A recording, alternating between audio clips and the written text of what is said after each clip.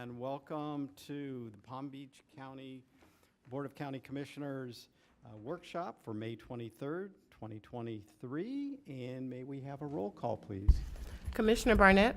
Here. Commissioner Baxter. Here. Commissioner Bernard. Here. Commissioner Marino. Here. Vice Mayor Sachs. Here. Mayor Weiss. Here. Commissioner Woodward. Here. Thank you. Great. Thank you very much. Commissioner Baxter is going to lead us in our invocation and Pledge of Allegiance. If you're able to, please rise.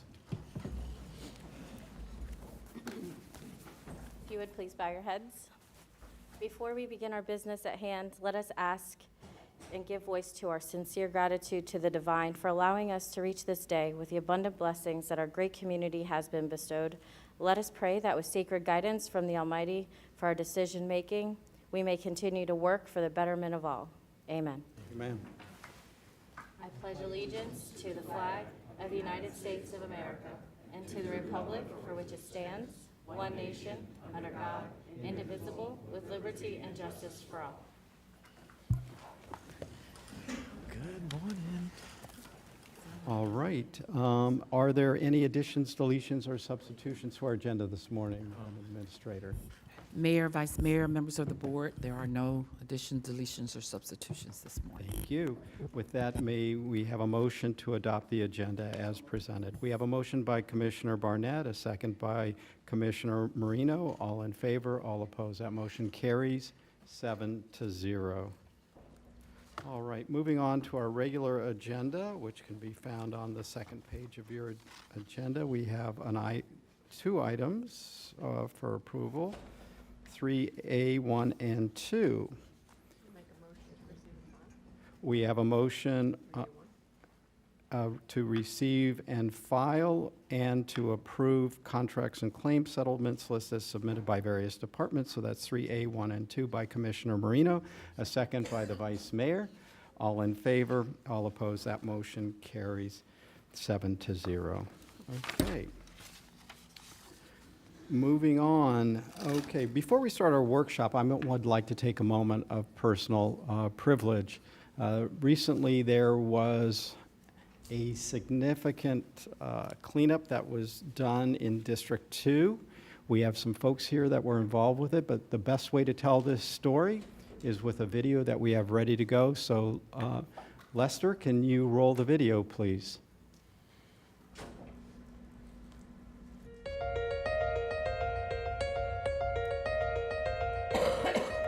On Monday, May 8th, more than 40,000 pounds of trash was removed from the 6800 block of Wallace Road in West Palm Beach. The trash included 84 tractor-trailer tires, 280 gallons of used motor oil, over 30 used oil filters, and other types of garbage. This illegal dumping site was cleared by a multi-agency task force comprised of PBSO corrections inmates and staff from the PBSO Environmental Crimes Unit, Palm Beach County Code Enforcement, Palm Beach County Road and Bridges Department, and the Solid Waste Authority. Most of these locations are away from populated areas or have slow vehicle and foot traffic, which emphasizes the need to report a suspected illegal dumping site to the appropriate agency. From the very beginning, we elicited some assistance from the neighboring businesses, and they were very cooperative. They don't want the debris junking up their areas either, so we asked them also if they see something, say something. Illegal dumping sites like Wallace Road are the result of individuals and companies trying to avoid the cost of proper waste disposal. Some of the devastating effects from this type of waste are soil and wildlife contamination, water pollution, and threats to public health. The major goal, though, is education. Even when we find a violator, it is better that we educate them as to the proper way to dispose of these items, which in most cases is very minimal charge for the proper disposal.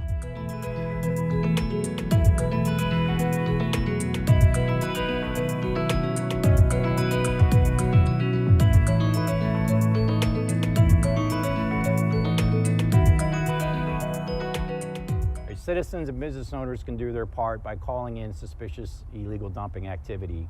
If you live in a municipality, please call your local law enforcement. If you live in an area that Palm Beach County Sheriff's Office provides service, please call the Sheriff's Office at 561-688-3000. You can also call Solid Waste Authority directly at 866-792-4636.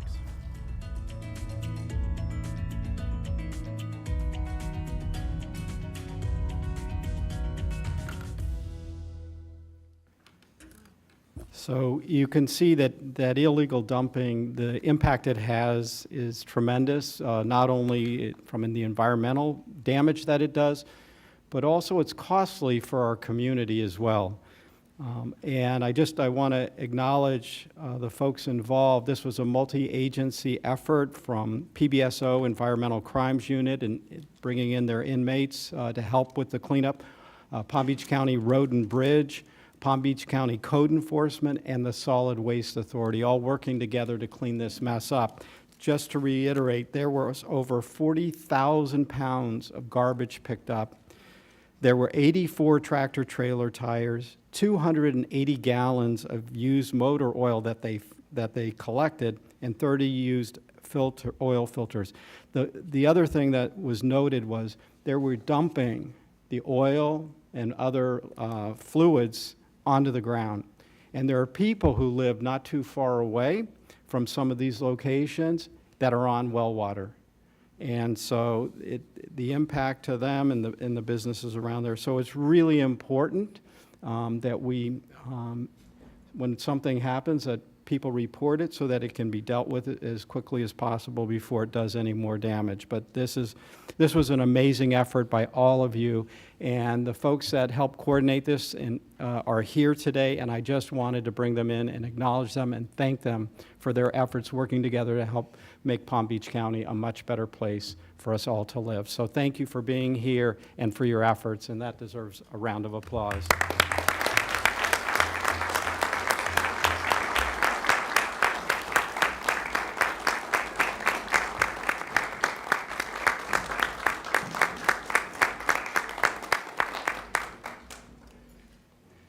If you don't mind, I'll take a minute. I'd like to take a picture with these gentlemen and men and women. Thank you.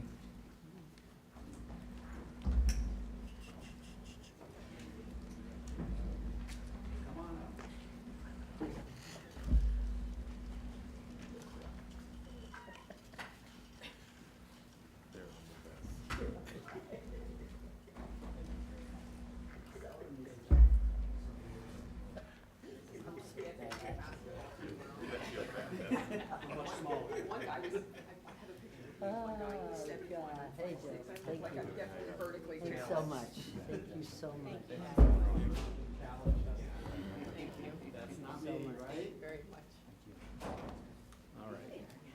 Yeah, it's not the District 5. Yeah, who do I contact? Where's Virginia? Yeah, tall people up. Virginia? I'm here. Yes. Just saying. Yeah. All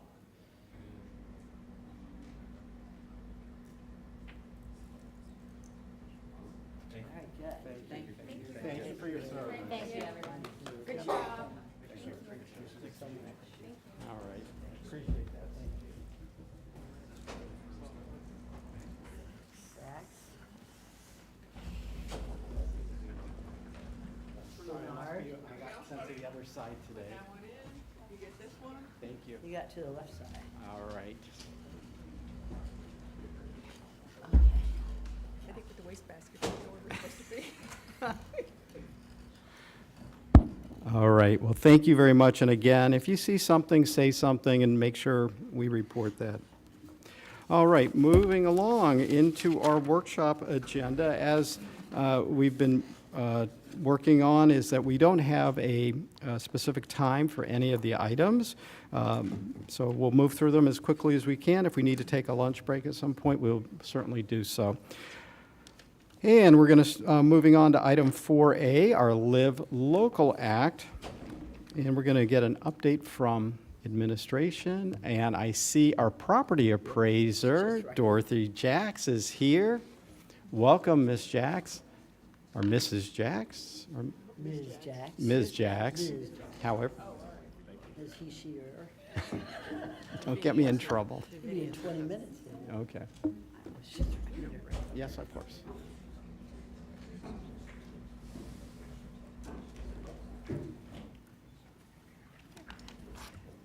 Mr. Rudder and Ms. Miller, Good morning. you have Take the it off. floor. Okay, thank you, Mayor. Good morning to our commissioners and also our administrator. So as the mayor outlined, we'll be making a presentation on the Live Local Act. As you know, this Live Local Act is Senate Bill 102. It was signed by the governor in March of 2023, and this act becomes effective July 1 of 2023. July 1, 2023. Just as a background information, shortly after this bill was signed into law, our legislative team, specifically Todd and Ed, provided an overview to the board, and that was in April. Since that time, we, staff, we have been researching. We have read the act several times. We have done a lot of research. We have had internal debates, and we've also had multiple meetings with our administrator, who has peppered us with too many questions, okay? So today, what we'll be doing is presenting three specific areas of the bill. And we're looking at it in terms of the applicability to Palm Beach County and the impacts on the existing policies that we have in place. So the three specific areas that we'll be delving in are property tax exemptions, and we have the property appraiser with us. As you know, there are two mandatory tax exemption and one optional. So we are honored to have our property appraiser. I refer to her as our illustrious Dorothy Jacks, and she's here with her deputy, Cecil. We also have the second aspect of it, will be the funding and tax credits.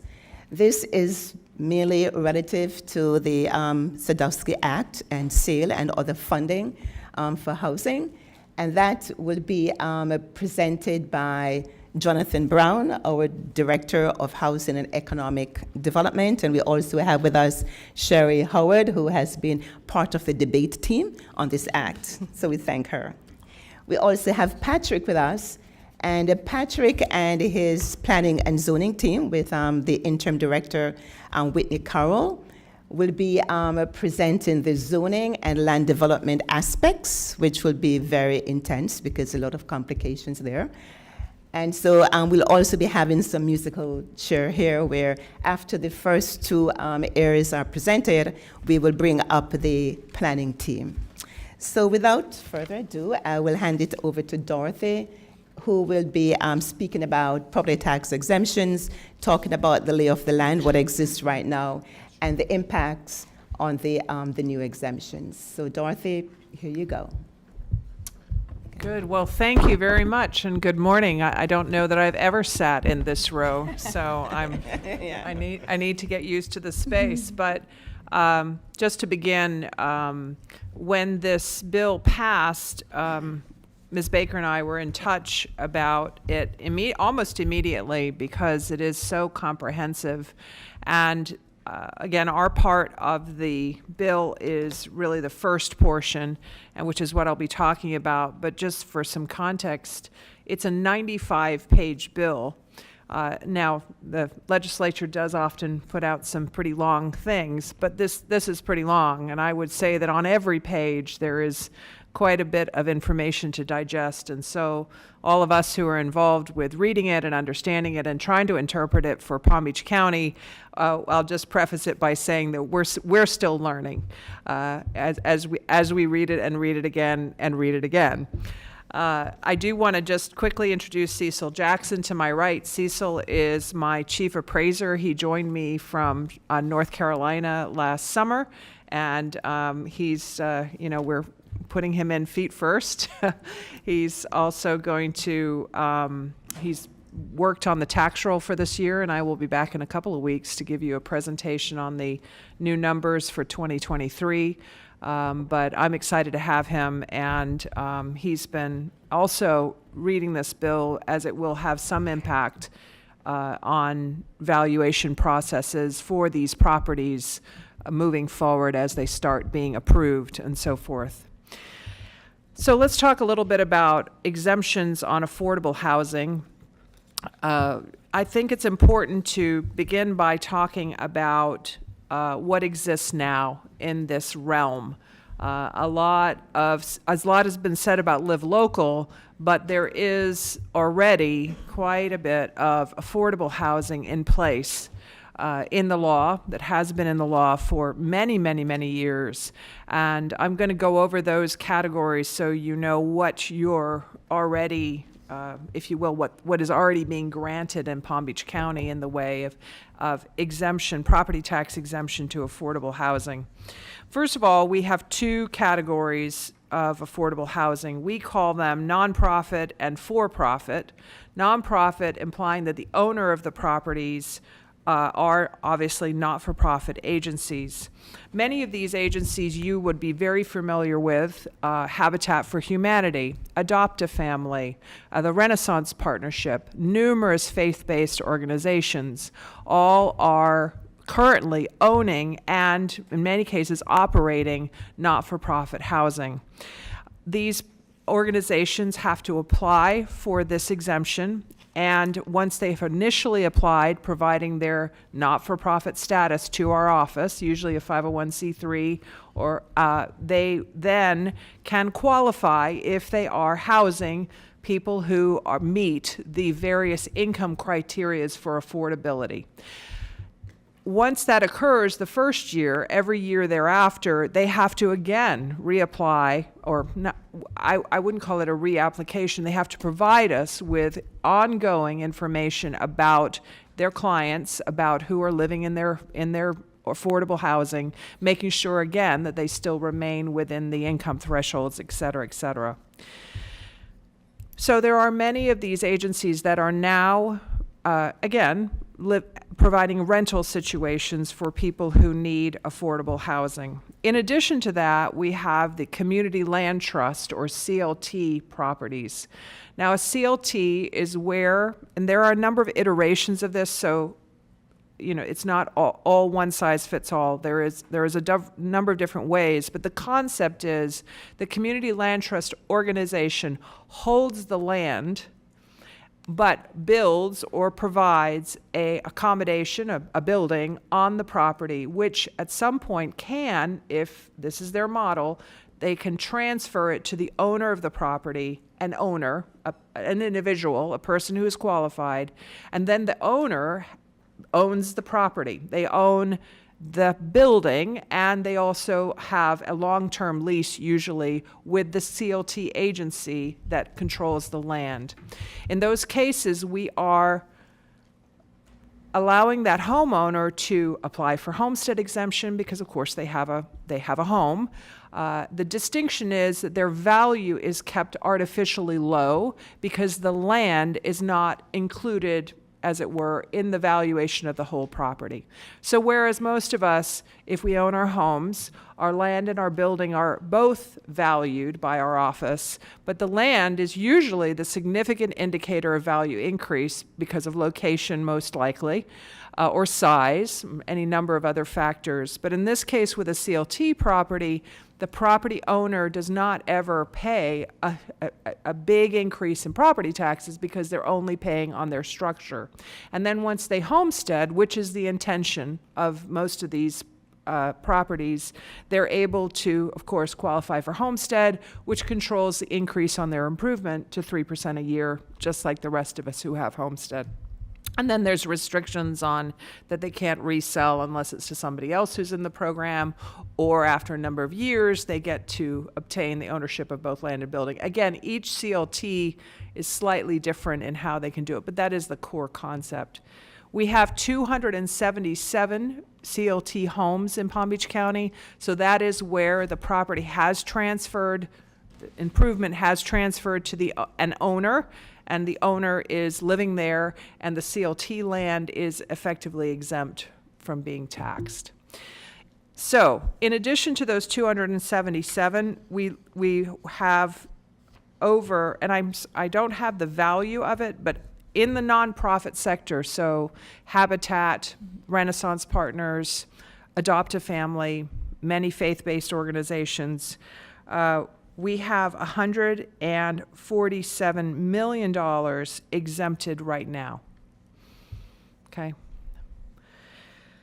I will note that a lot of that, some of that, let's talk about the Habitat example. We grant an exemption to Habitat on the property it owns while it is in process of building a structure. So its whole model is it takes sometimes it's donated, sometimes they purchase. They take a piece of land, they then build a house. So during the process when it's being built, they get a tax exemption on the land. Then, of course, they will turn over the house to the owner, and then it goes back on the tax roll in the case of Habitat. Okay, with the CLTs, it goes back on the tax roll. However, it, again, has a lower value going forward, and the land is exempt. So that is the current standing of the not-for-profit exemptions that exist in Palm Beach County. There are multifamily projects in this category. It's not all single-family homes. Some of them are towers. Some of them are apartment buildings, 2-story, 3-story, various different types of residential property fall under this. And again, every year, the applicant, the owner, does resubmit to us information about the qualifications of the residents for the exemption. So there's no issues of somebody getting it that shouldn't. Now, let's move to the second category of affordable housing that exists currently in Palm Beach County, and that is what we call for-profit affordable housing. So, there has existed for some time under 196-1978, which is the same statute where they have made the changes for Live Local.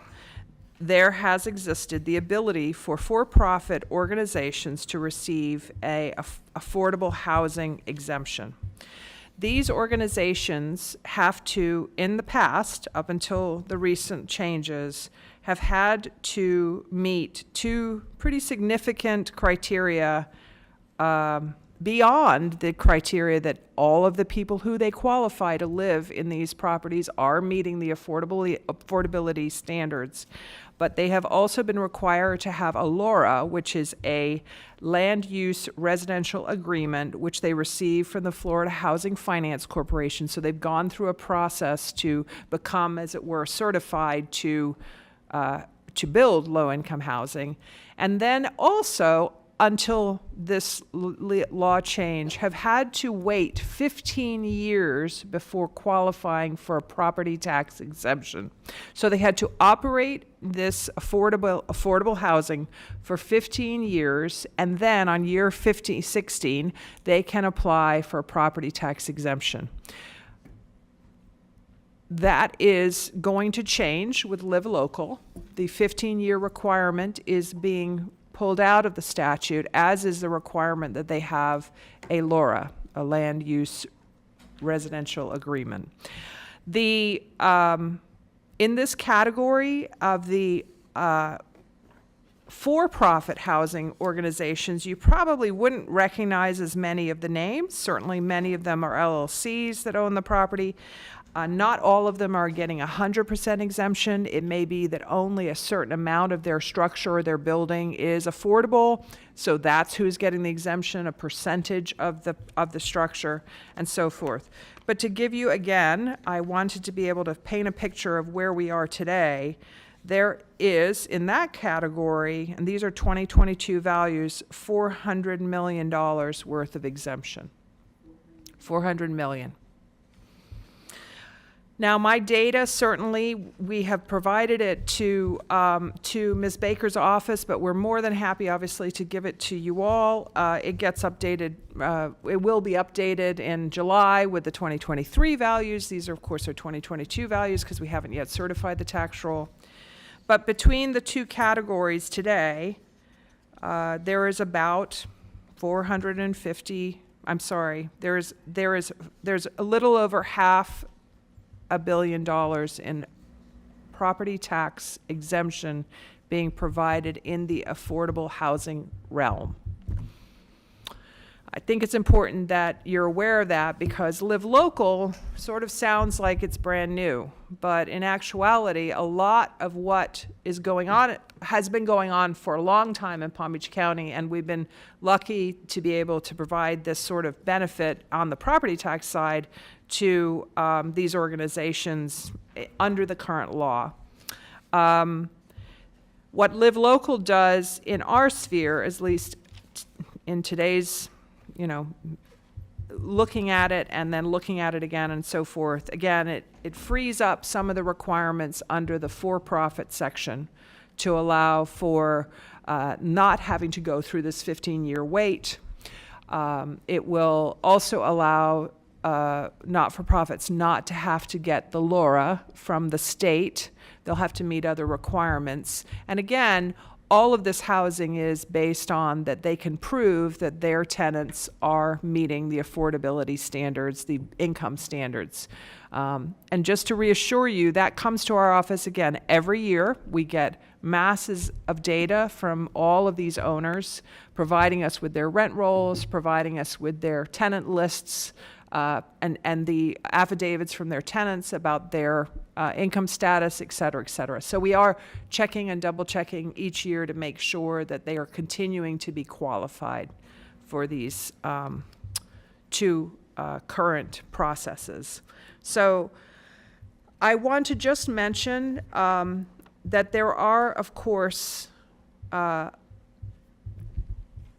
there are, of course, other exemptions that exist on the books that we all are qualified for. Some of them are income limited.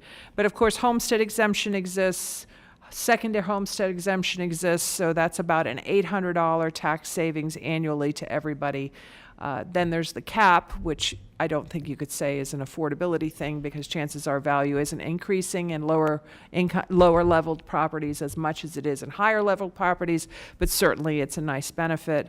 If you are a low income senior in Palm Beach County, you can, meaning your income is below $30,000 a year approximately. It moves slightly every year, but you can also qualify for an additional low-income seniors exemption, so over age 65, under that income threshold. We have a lot of people that apply for that. It's about another $200 to $300 savings a year. We have about 16,000 residents that qualify for that. We also have benefits for disabled people who are in wheelchairs, who are blind. People also, hemiplegics and paraplegics, get a complete exemption. There are benefits for disabled veterans, percentage disability based on their percent disabled. So if you're 30% disabled and you're a senior, you get a 30% exemption on your property taxes. So we do have a lot of people who qualify for that as well. So those are all additional benefits that exist for everybody, not just in this sphere, but I wanted to mention them. If you were an owner of a CLT property and you were qualified under any of those, you would of course get that additional benefit as well, because you do own your property if you are in a CLT home. So I know we haven't moved through our slides very well, Dorit, but maybe we could go to slide. The first one. Yeah. This sort of outlines some of the things I've already covered that exist now, but also this new change about nonprofit land use for affordable housing with a 99-year ground lease. That's basically, I think, something where if a developer wants to purchase land to use for nonprofit housing and they go through a process of having a nonprofit own it and operate it, then it will qualify. Quite honestly, I think this probably could occur today under the current law if they were careful just about how it's managed, but I don't think that is going to create any huge problems with the tax roll or with additional value. If you can go on, Dorit, to the yeah, and this is also similarly what I just discussed. So much of what is in the law now and what is probably maybe adjusting a little is these percentages which again, we will get to and look at as we get those applications in. And then the third one, if you could. So I did want to mention this.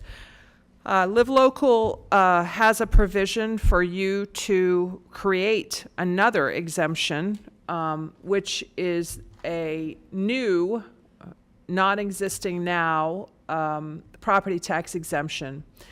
I would like to suggest to you that certainly you're welcome to read this. We have read this and read this and read this and read this, and we are again still wrapping our heads around how the changes that have been made in Live Local affect what we have now.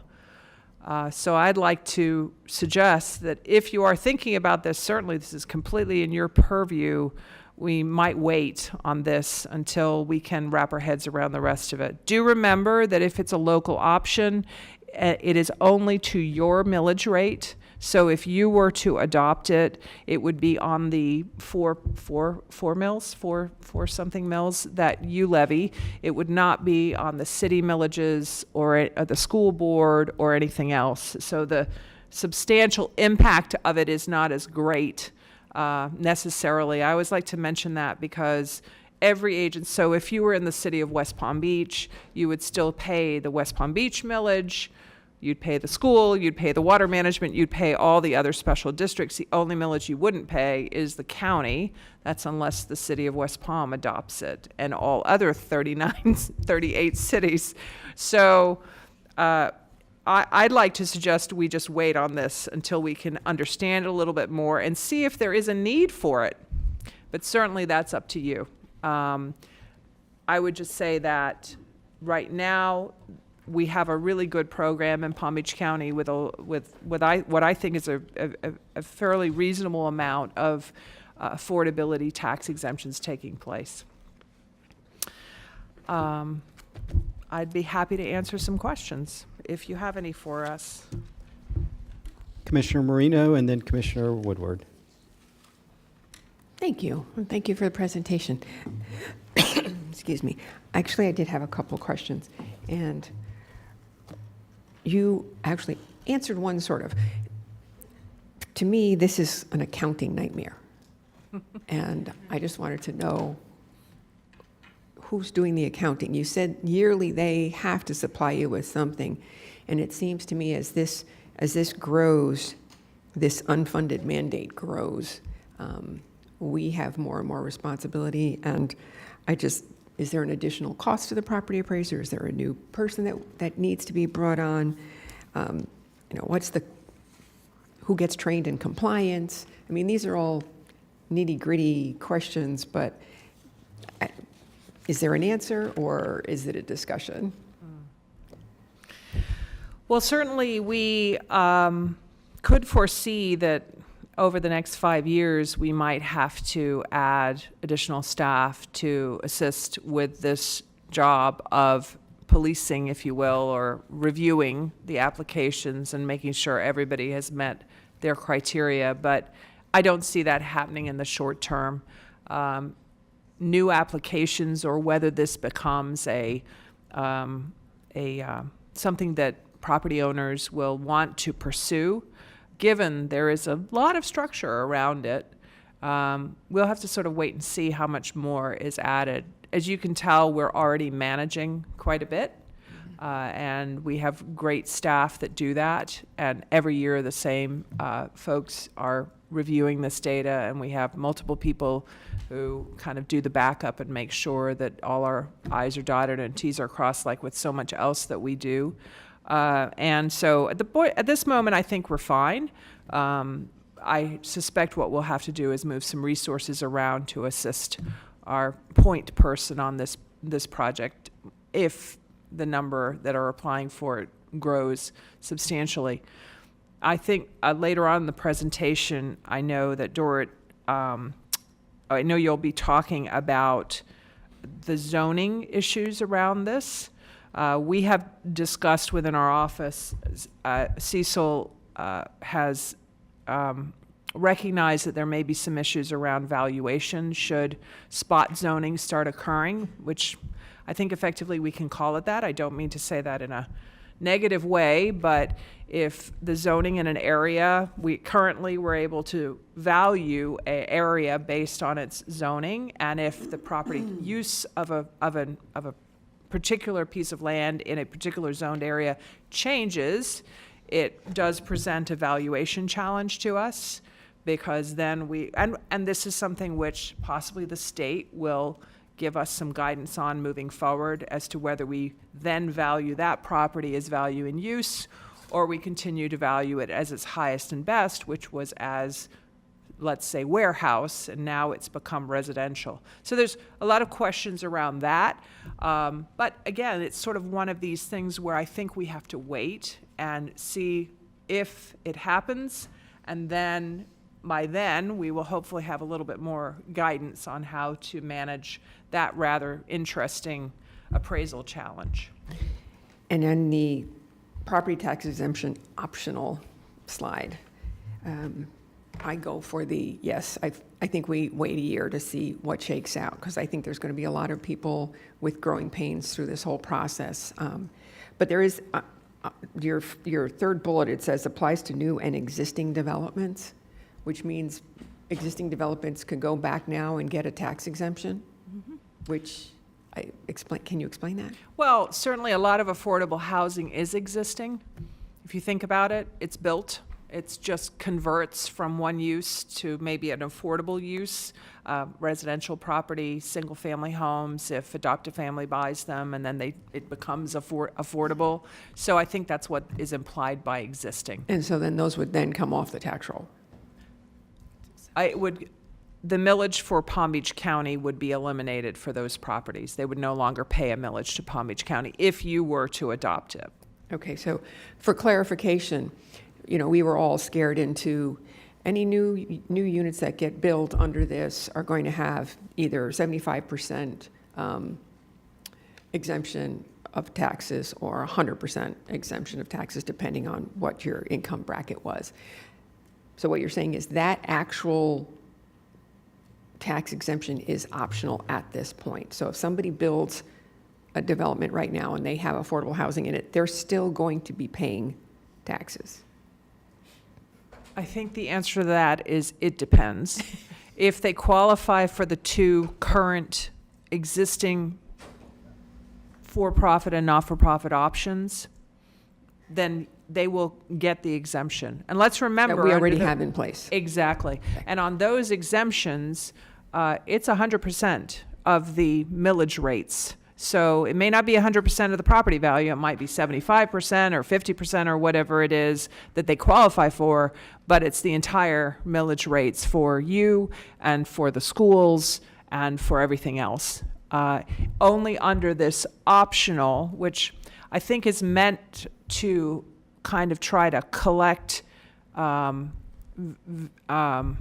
types that are not covered by the others, only under this would it be you would have to adopt it, and then all the cities would have to adopt it for it to have any significant impact. Okay, thank you very much.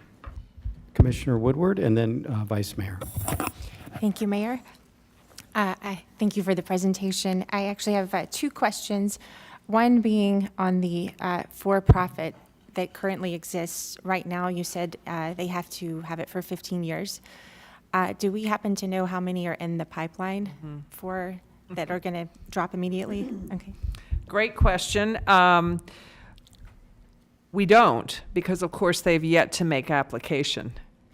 However, the new law, the changes that have been made in 196, 1978 that Live Local has done, is allowing for a form of a grandfathering in. So if you have a LoRa and is it a 5-year look back? I think it's a 5-year look back that would allow people who are in this in between to qualify under the new or qualify under the old, So I think there is some allowance to help anybody who's in that 15 years, but we have no way of knowing until they contact us.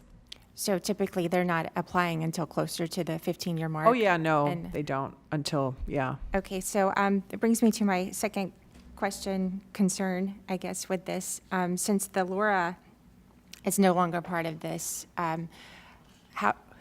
I hesitate to even bring it up, but what are we looking at for affordable conversions? I can't think of a better way to put it, but properties that didn't have to follow the same regulations as before can now become affordable units under this new act and get it immediately.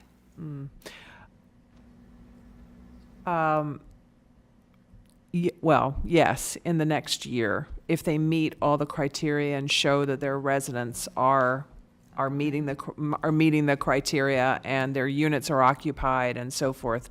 I don't think you're going to see sort of tomorrow a lot of people just rushing to do this. It takes a fair bit of process for them to get set up and get their tenant base and so forth and so on.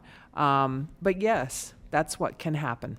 So who actually would be approving those? Does it, because I know there's a listing in here for the corporation, does that go through us or does this go to the state? Who decides? So they must get certain, would you call them licenses? Florida Housing Yeah. Finance Corporation from the state. Do you call that a license or is It's it certification. You do have to have a certification from the state that you are meeting their requirements to be affordable, and then you apply with the property appraiser's office if it's a property tax exemption you're trying to get. Okay. I know that later in the conversation, you're going to hear about other entitlements, I don't know if that's the word, that they may be eligible for that are not regarding property taxes. But for the property tax exemption, when you come to us and say, right, I'd like to make an application for a affordable housing project, we're going to be asking you for a number of bits of data. Now, if you're for-profit, we won't be asking you anymore to see the 15-year look back or see the LURA, but we will be looking for these certifications from the Florida Housing, So they- along with a lot of other information about your tenant mix and your a number of units that are occupied and number of units that potentially can be occupied. There's a lot around that too. If a unit is being preserved for somebody who is going to meet the affordability criteria, then we are told to give an exemption on that unit. But if a unit is designated for an income level that is outside of the criteria, then that unit is taxed. You mean if it's vacant at the time, but it's going to be? So if it's vacant, so everything is based on January 1st with us, whether it's how we value your property or whether you get an exemption or anything. So if on January 1st the unit was vacant, however, the unit was designated for an affordable unit, then we are told to give an exemption to that unit. So all of this that's happening, you will have to have all of this ready to go by January 1st of next year. That's when, Well, that's, if you are a new project, you have to have everything in place for January 1st. And if you can't, because you're still getting your certifications or you're still building even, you would go to 2025. In our case, we're in right now. So so projects that are thinking about it today can't get the exemption today because the tax roll is all based on what is the status of the property on January 1st. okay, thank you. Vice Mayor and then Commissioner Marino. Thank you, Ms. Jacks. It was interesting. This is a lot of work for all of us and the county staff. It appears that there's about $500 million in property tax exemptions in the present status today. We know that local governments are run on money that comes in from property taxes. Do we have any indication that under the new law that we will have less or more in money coming in from property taxes to fund our local governments? Do we know? It's very hard to predict. I think that because we're digesting this law, as I'm sure the community is as well, the folks who are in this business are probably also digesting it and trying to see what the pros and cons are to moving forward with building with affordability, if you will. I'm sure we will continue to have a lot of not-for-profits in this sphere, and I think that's wonderful. I mean, Palm Beach County is a very charitable place, and that's great. Whether we'll have a big increase in the number of for-profits, I think waits to be seen, based on a lot of factors, which are outside of really my knowledge, as it were, at this point. We have not had a lot of interest from the public at this point in this. We haven't received sometimes when a new bill is passed, our phones start ringing with questions from people who are looking to apply for something. We haven't had that yet. So it could go either way. It could either go, depending on the public response to this, and dependent on developers, we could either get more money in to fund local governments, or we could get less. But I think the intent of the bill is not with regard to what local governments are going to get, but that there will be a statewide policy on affordable housing regardless of local zoning ordinances. I don't really have a lot I can say. I don't know what's going to happen, I guess Okay, is the so we'll simple see. answer. Yes. Looking at the bill, it seems that it involves, and I'm reading from this, Florida Housing Finance Corporation, which is a public-private entity that administers the two largest statewide affordable housing programs. The State Apartment Incentive Loan Program, which is SAIL, and the State Housing Initiatives Partnership, SHIP.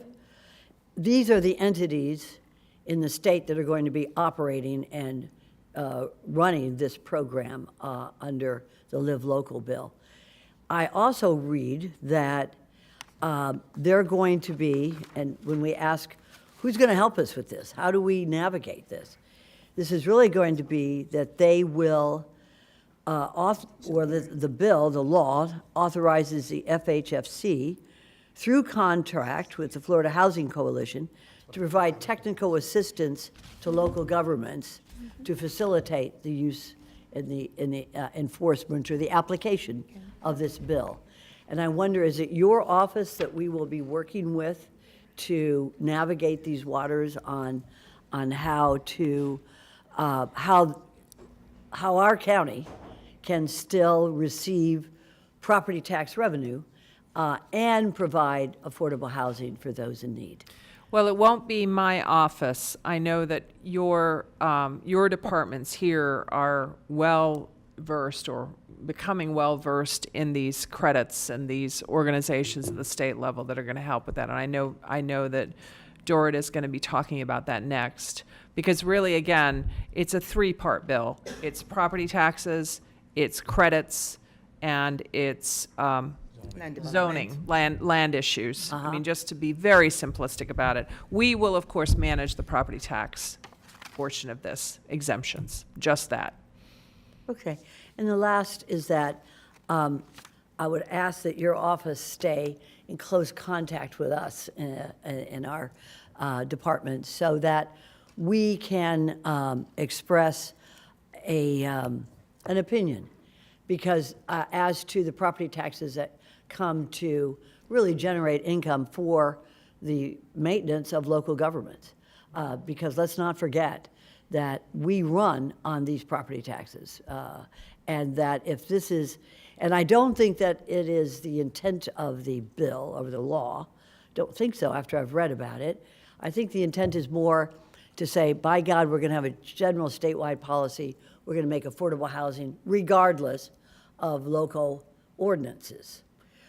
My concern is the property taxes that are going to be coming in, also for the affordable housing. But in terms of your office, if you could stay in close touch with the county to make sure that we don't miss out on any funds that go from the state into those different public-private partnerships that I just talked about, SAIL and SHIP, so that we get the monies that we are due.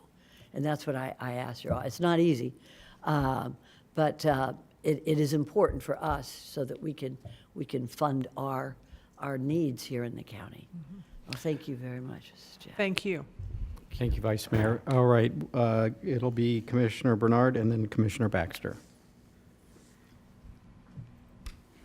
Thank you, Mr. Mayor. Dorothy, thanks for the presentation. Regarding the state removing I guess, the 15 years that they have to wait to get the exemption, and also removing the LoRa, how do you think that will impact your ability to, I guess, get the information from the developers now that they don't have to do the LoRa? Well, the good thing about our process and our law, the law that we'll follow under 1961978, is that it's very specific about what is considered a complete application.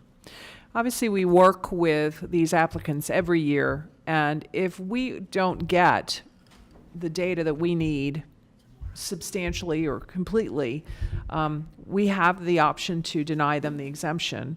And actually, usually that prompts the completion of the application. But I only say that because if, for instance, a project wasn't able to provide us with the certification from the state, we would simply say, we're unable to process the application because we don't have your certificate from the state, and maybe it's a matter of time and they'll apply again the next year. But there'll be no issues on our part with if somebody isn't qualified, they won't get the benefit. Same thing with the information on the rent rolls and on the qualification of the clients, of the tenants.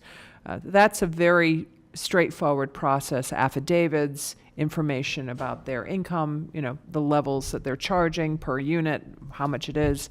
And of course, the less they provide to us, the less exemption they'll get, because they can get a percentage. So usually we've had really good compliance with the information coming to us, and if we don't, we're not able to grant the exemption. Follow up, Ms. Mayor. Dorothy, in regards to when you are you receiving like the certifications that they've submitted to Florida Housing Finance Corporation? Is that what you're using to provide that? Well, now, in the past, it's been the LoRa. Mm-hmm. Now we're waiting to, I believe this new certification, and maybe Jonathan knows, is new. And so we're going to wait to see what it says. But if the law says that that's what they'll provide us to show that they have met the state's requirements to be an affordability provider, then we'll wait to receive that certification. Okay. And do you receive, I think they're typically audited, do you receive that information also from the affordable housing developers? I don't believe the audit is required as part of the application. Okay. Possibly it is at the state level, but I don't believe it. Certainly at the moment it isn't, and I don't believe in the new rules it will be. Thank you. And just my final comment is just that regarding the option, and as we're navigating this local option, I'm hoping that we can work with you to provide us, how that would impact our tax dollars, so in that way we can make informed decisions. So thanks for being here, and we look forward to working with you so now we can make the correct decision. Thank you. Thank you. Commissioner Baxter, you're recognized. Thank you, Mayor. Thank you, Dorothy, for coming down here and presenting us. I guess I just had a couple questions. So is there any part of this program that could help current single-family owners that are struggling? Costs have increased exponentially. The AMI is higher. They might fall within that affordable or rate of what they're making. Is there any part of this that can help them? From a property tax standpoint, unless they are owned by or under the CLT guidelines or owned by an affordable housing organization, adoptive family, et cetera, no, they are of course eligible for all the exemptions that are available, but I don't know if that's something contemplated under any of the other sections, the tax credit section, but our property tax exemptions are to organizations or businesses, if you will, whether it's for-profit or not-for-profit, and they are, unless you are the person who's able to purchase a CLT home. And then, of course, you are individually owning those 277 properties we have, and you are getting a nice savings on your property taxes because your land is exempt. Is there discretion within the county if somebody is on the verge of having to foreclose, can't make their payments, that can we, the body, set up our own CLT to try to help some of these hardships? We do our foreclosure prevention. Jonathan, you want to speak to that? Yes. Good morning, Commissioner. Yes, the county does offer a foreclosure prevention program for those residents who are income eligible, who are at the point of either received a lis pendens or in foreclosure. And then we also offer a mortgage assistance program for those who are just delinquent on their mortgage. Those programs will pay principal, interest, taxes, and insurance, whether they are in an escrow or whether they are separate. Okay, Any thank you. HOAs and condo association fees. I think the thing about community land trust properties is it's usually they sort of begin that process. You know, you can't transition your home into a community land trust once it's your home, but certainly, you know, it's a great program, and a lot, I know they take applications based on income and so forth to allow people to get to the point of home ownership. It's, so, you know, I know that I don't think anything in Live Local has changed the ability for the CLTs to continue to do the good work they're doing. Well, thank you. And I just wanted to know, have you guys estimated, calculated, and I'm kind of being redundant just for clarification, the potential deficits in our tax revenue? No, we haven't done any calculations. We gave a lot of thought to how could we, but because this is all about potential growth as opposed to properties on the land, you know, quite often you'll ask us, or Ms. Baker will ask us, you know, they're thinking about an exemption for whatever it is, you know, seniors who are this or that, and we can usually come up with a method to try to calculate an approximate amount. But I think the whole purpose of this program is to incentivize developers and others to contemplate affordability and to provide them you know, some nice benefits to be able to do that as part of their business portfolio.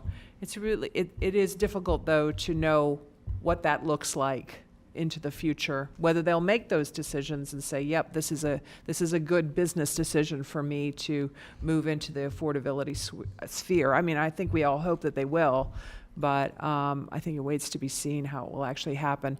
And certainly many of you have asked about following up.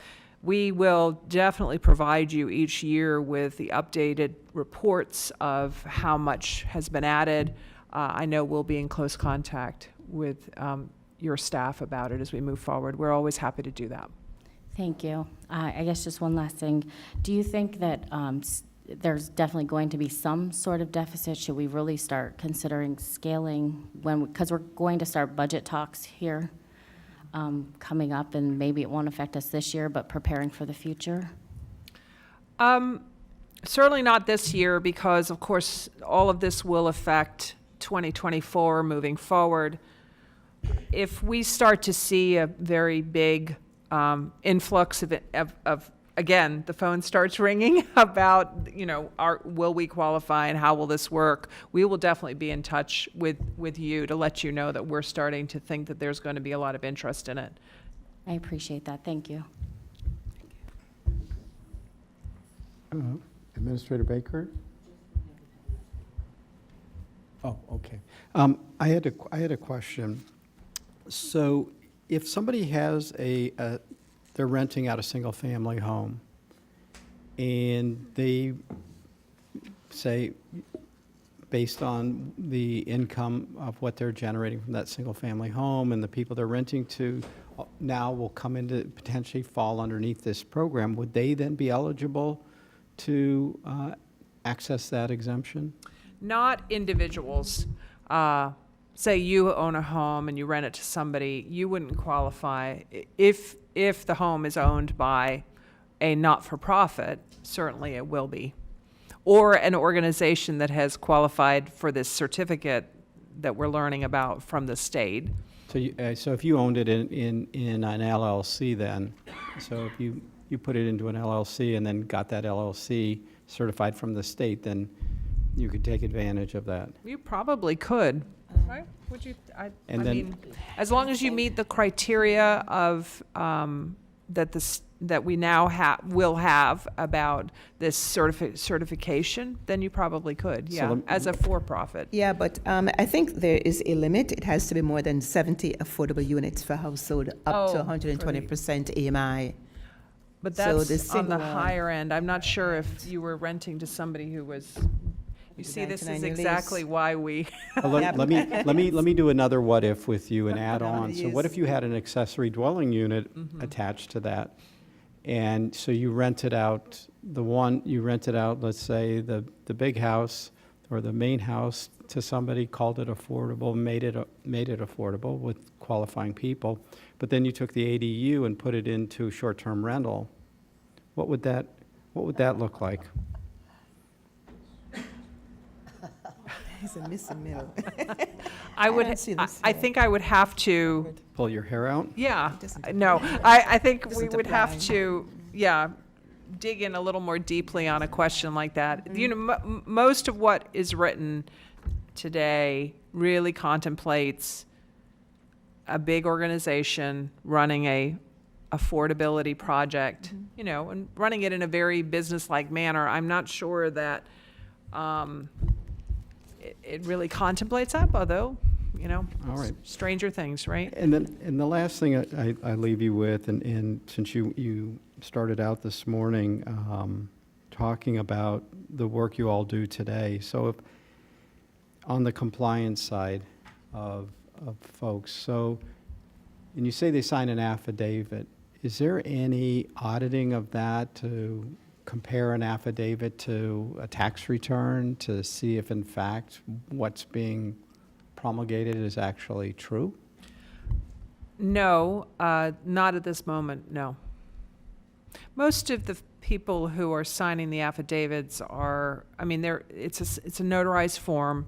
It asks them, are you above or below this set income threshold? You know, they're signing it, sometimes they have to give us their actual income, but no, there is nothing beyond that. Do remember that we're working with literally hundreds per property sometimes. So, and you can. Understand, but we, I think there was a story not too long ago in the Palm Beach Post talking about somebody, property management company taking advantage of this and not actually having the folks that were entitled to have.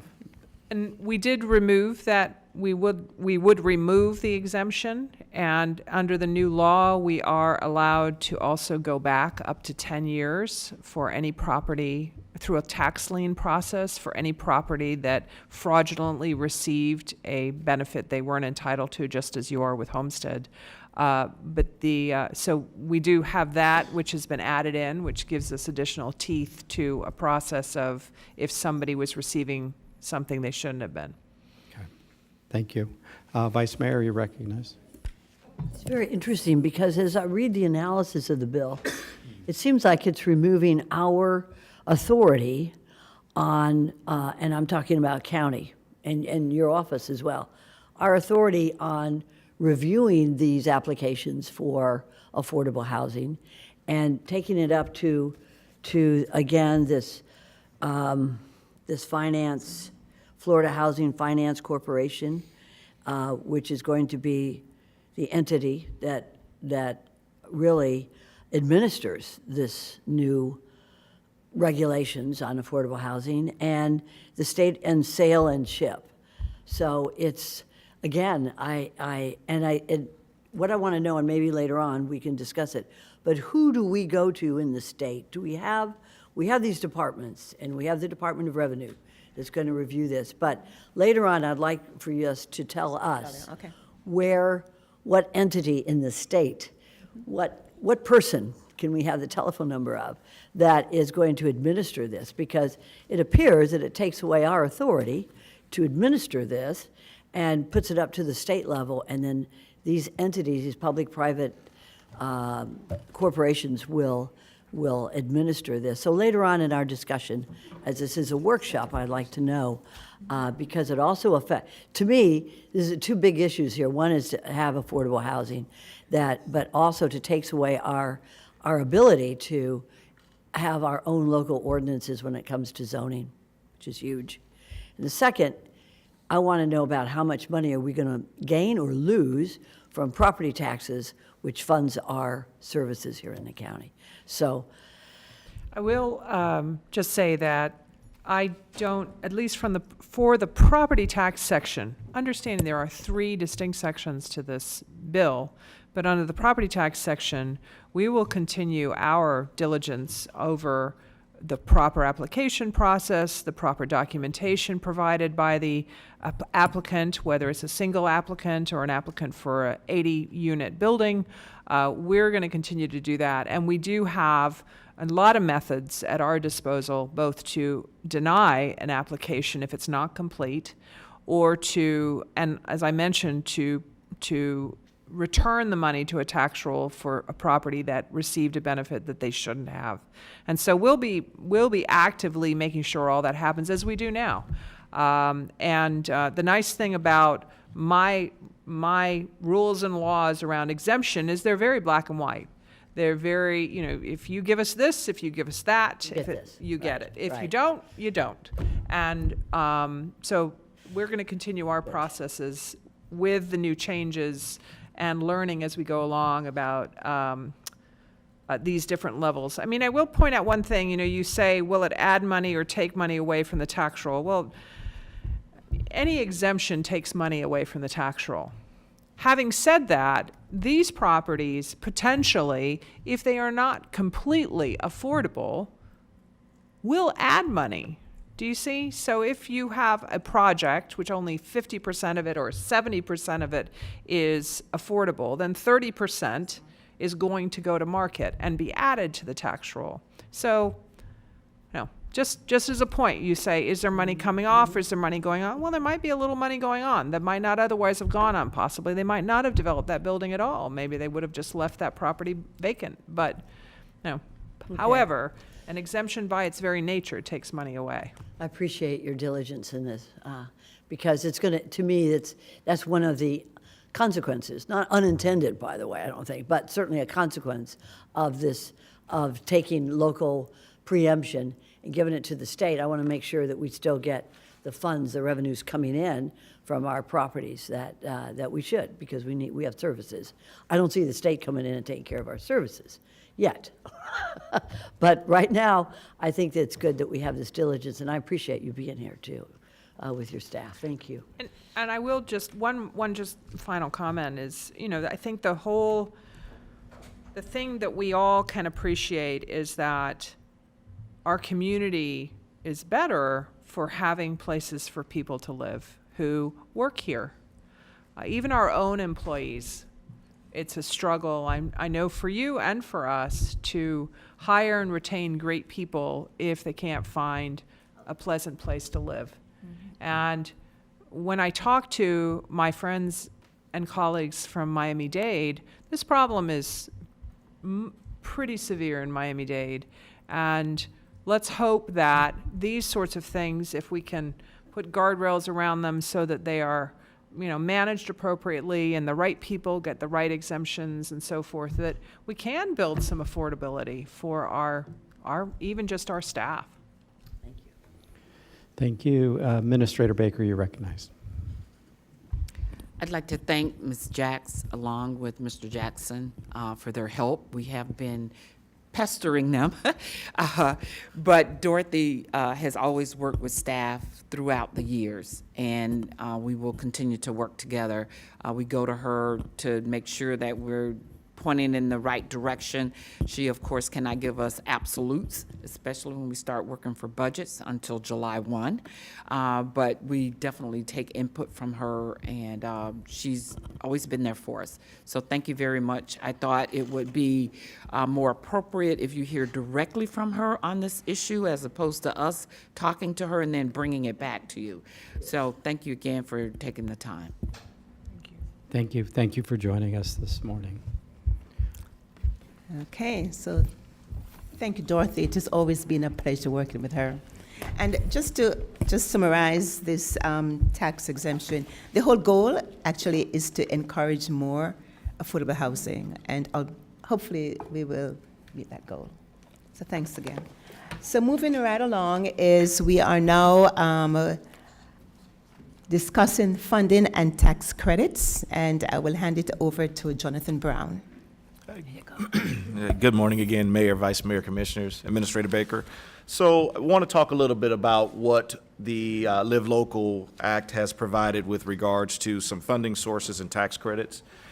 So the $252 million in the State Housing Initiatives Partnership Program, that is our SHIP program. That is a program that we have worked with Florida Housing Finance Corporation with for many, many years. They are the agency that we report to when it comes to the use of their SHIP dollars.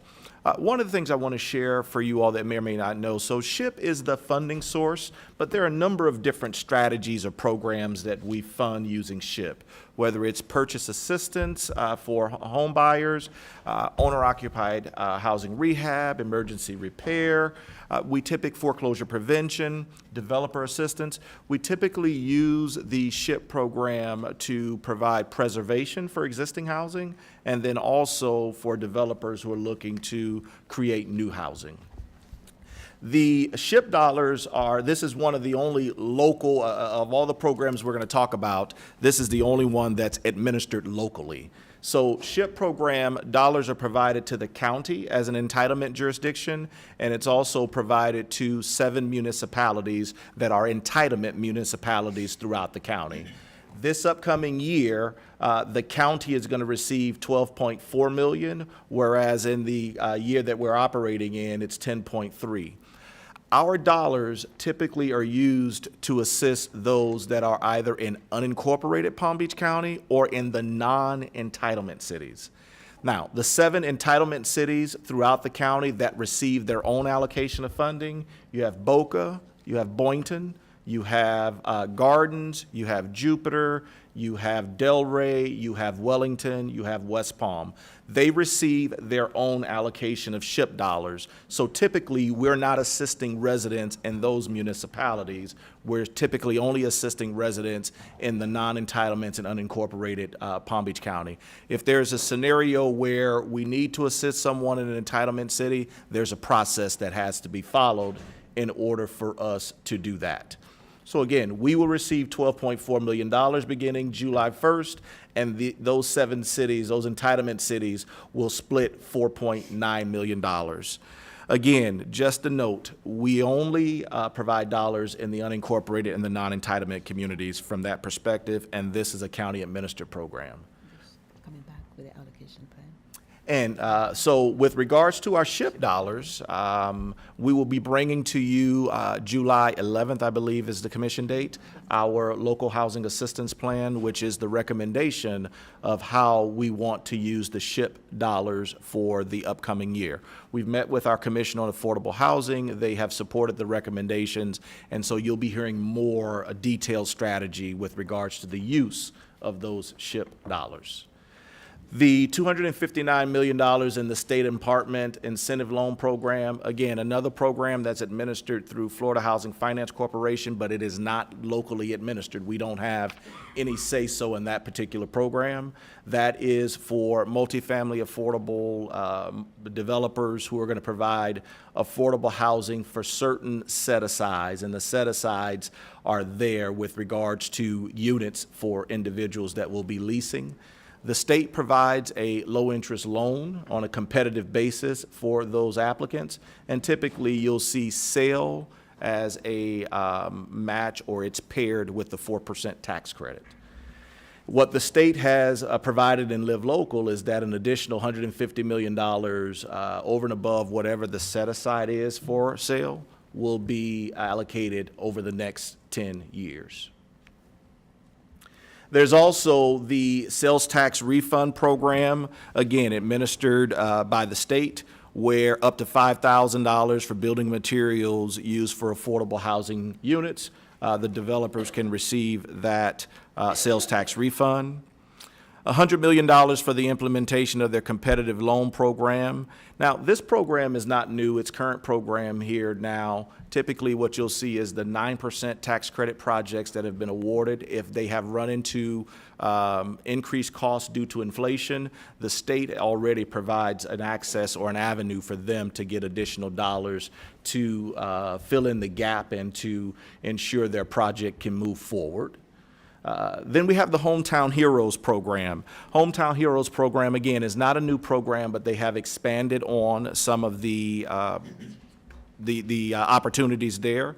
Now it is open to all industries, all employment types, as opposed to a selective few over the existing establishment of the program. You must be an eligible first-time home buyer.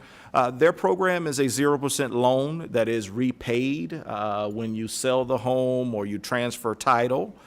And it is for individuals that are Florida residents employed at least 35 hours by a Florida-based employer. So that's important to recognize. And then one of the other nuances that you'll see with their program is that their max funding, their funding is going to go from $10,000 to $35,000. When we looked at this program, it also just kind of reminds us in terms of how we administer our programs. Typically, we will not provide more than a lender unless we're going to take a dominant lien position. In this particular case, Florida Housing has stated that we're given, they're going to provide up to $35,000, and it doesn't matter if the county provides 60 or 70, you can't take a better lien position than us. And so our initial thought is we will more than likely, if an applicant wants to use this program, we will be equal to or less than whatever they provide in the Hometown Heroes program, just to ensure that we are not using our local dollars and being put in a lesser lien position if we provide more. And then for the Hometown Heroes program, whereas the SHIP program, our Purchase Assistance Program, goes up to 140% AMI, theirs will go up to 150% AMI. There is also a community contribution tax credit program being offered by the state. This program basically encourages private sector participation by offering a corporate income tax or insurance premium and other sales tax refunds.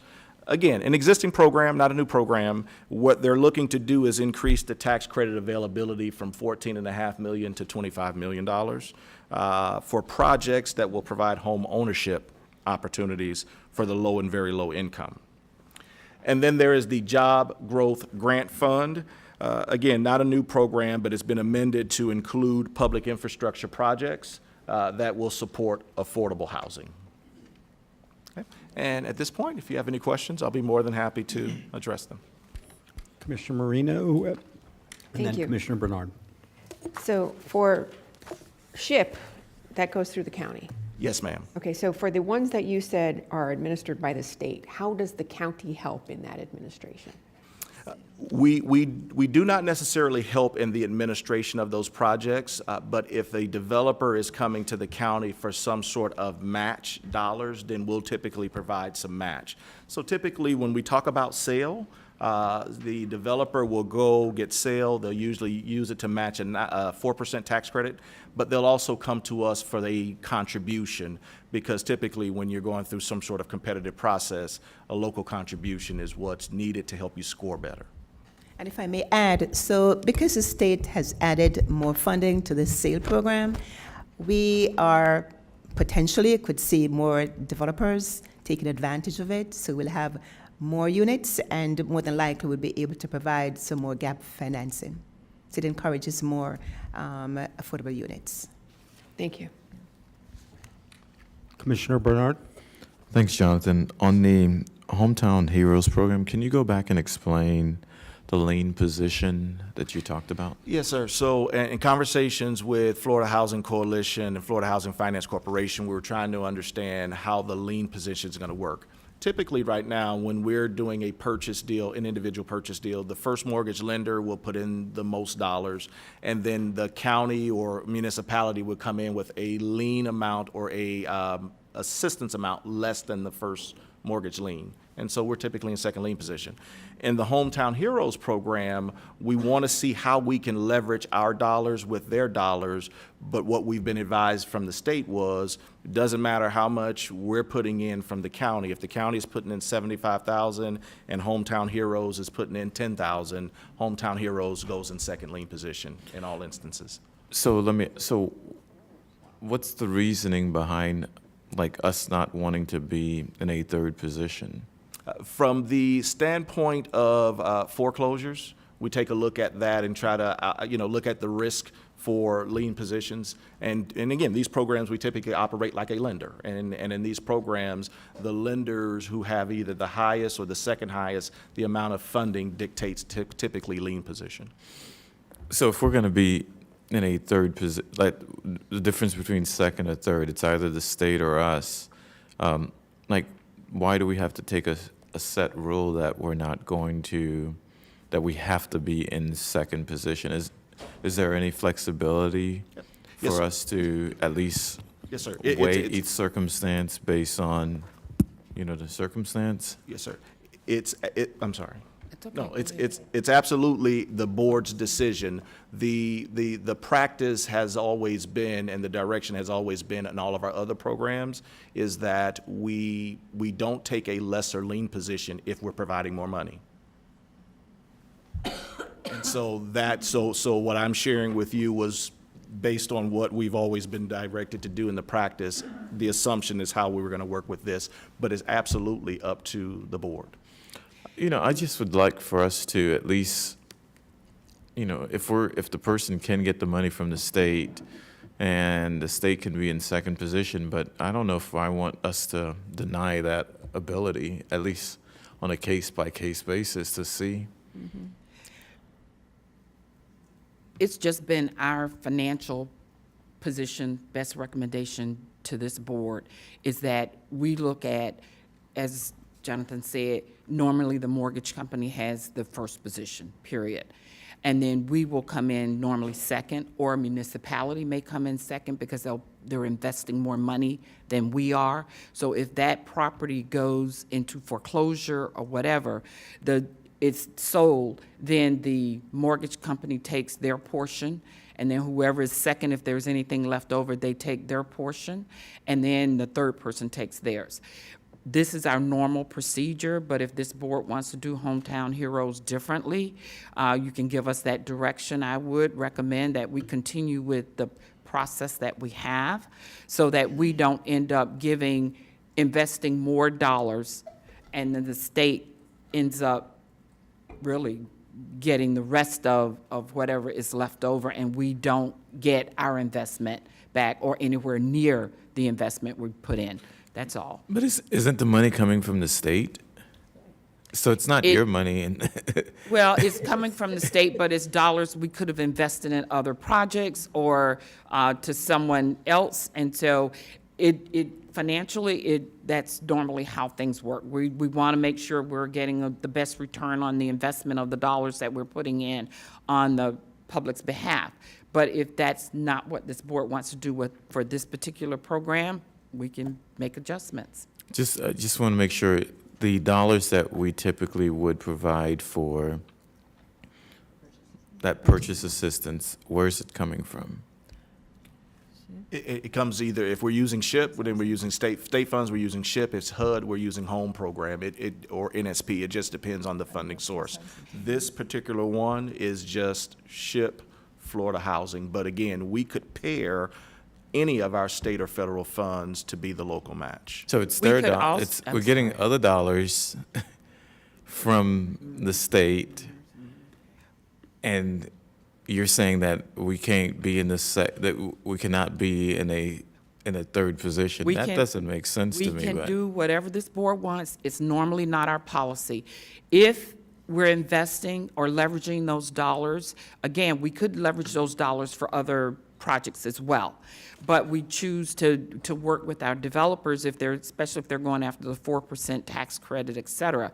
So But this is not 4% tax rate. This is just a regular homeowner who's trying to purchase a property, and, they have the opportunity to get the Hometown Hero program, and then you're just basically saying that because they're getting this Hometown Hero loan, they have to get less dollars from the county just because of that. So you basically want to punish them No. for, you are, because Oh. you're saying that if they could have received, let's say $60,000, you're saying now if they're only getting $10,000 from the state, they can only receive $10,000 from the state. What we're saying is that. That's what you're it's the- saying. It's the position that we're talking about, the financial position. And so again, whatever this board wants to do, that is fine. We're just saying what our normal financial investment and leveraging of dollars happens to be. I hear you loud and clear on this. We definitely want as many dollars coming into this county for workforce housing and affordable housing, but that's not our normal procedure. I'm open to any direction the board wants to give us. It's a matter of just positions, that's it. I'd love to hear from the board before I.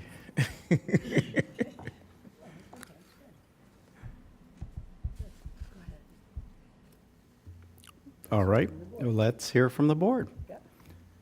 Yeah.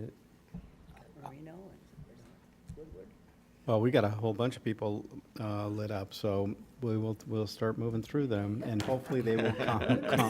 Not in that way. I didn't mean it. You can say it. We're here to listen. All right. Commissioner Baxter and then Commissioner Woodward. Thank you, Mayor. I definitely do not want to see people punished for using the Hometown Heroes program, and whether directly or indirectly, it sounds like that's what this does. So I would fully support for this program, making it us able or capable of being that third position. If this makes it easier for our residents, and it makes it easier for them to get some dollars to help them purchase their first home, that's one of those milestones in life that you can't ever get back, and if we can make that a little bit easier for people, I think that's absolutely amazing. Thank you, Commissioner Woodward, and then we'll have Vice Mayor. Okay, thank you. Thank you, Mayor. Just to come back, so Florida Hometown Heroes is funded through SHIP sale. Sorry. It's a state-funded program, and I believe it's some form of SHIP, not necessarily, but it's a state-funded program, similar source as our SHIP dollars. Okay, so where does SHIP get its money from? From Florida Housing, and Florida Housing Finance Corporation would be the same ones who would administer the Hometown Heroes as well as the sale. So that think- money is coming from From the- us and every other resident in the state of Florida. Right. Correct. Under the Sadowski Act, you have the dock stamps, and that goes into a pool, like a bucket at the state, and it is allocated to different areas. So SHIP comes out of part of that Sadowski dock stamps, okay? And the Hometown Hero is also another bucket that the state has established for first-time home buyer purchase assistance. Okay, so I just wanted to make clear for myself, most of all, that when we say they, it's us, like it's our tax So dollars. the SHIP, yes. In some Yeah. form that gets put into this. So, it's Exactly. not their money, it's actually still our money. And I would just say, I understand your position on putting a limit on what's put on here, if we're going to be third, doing that.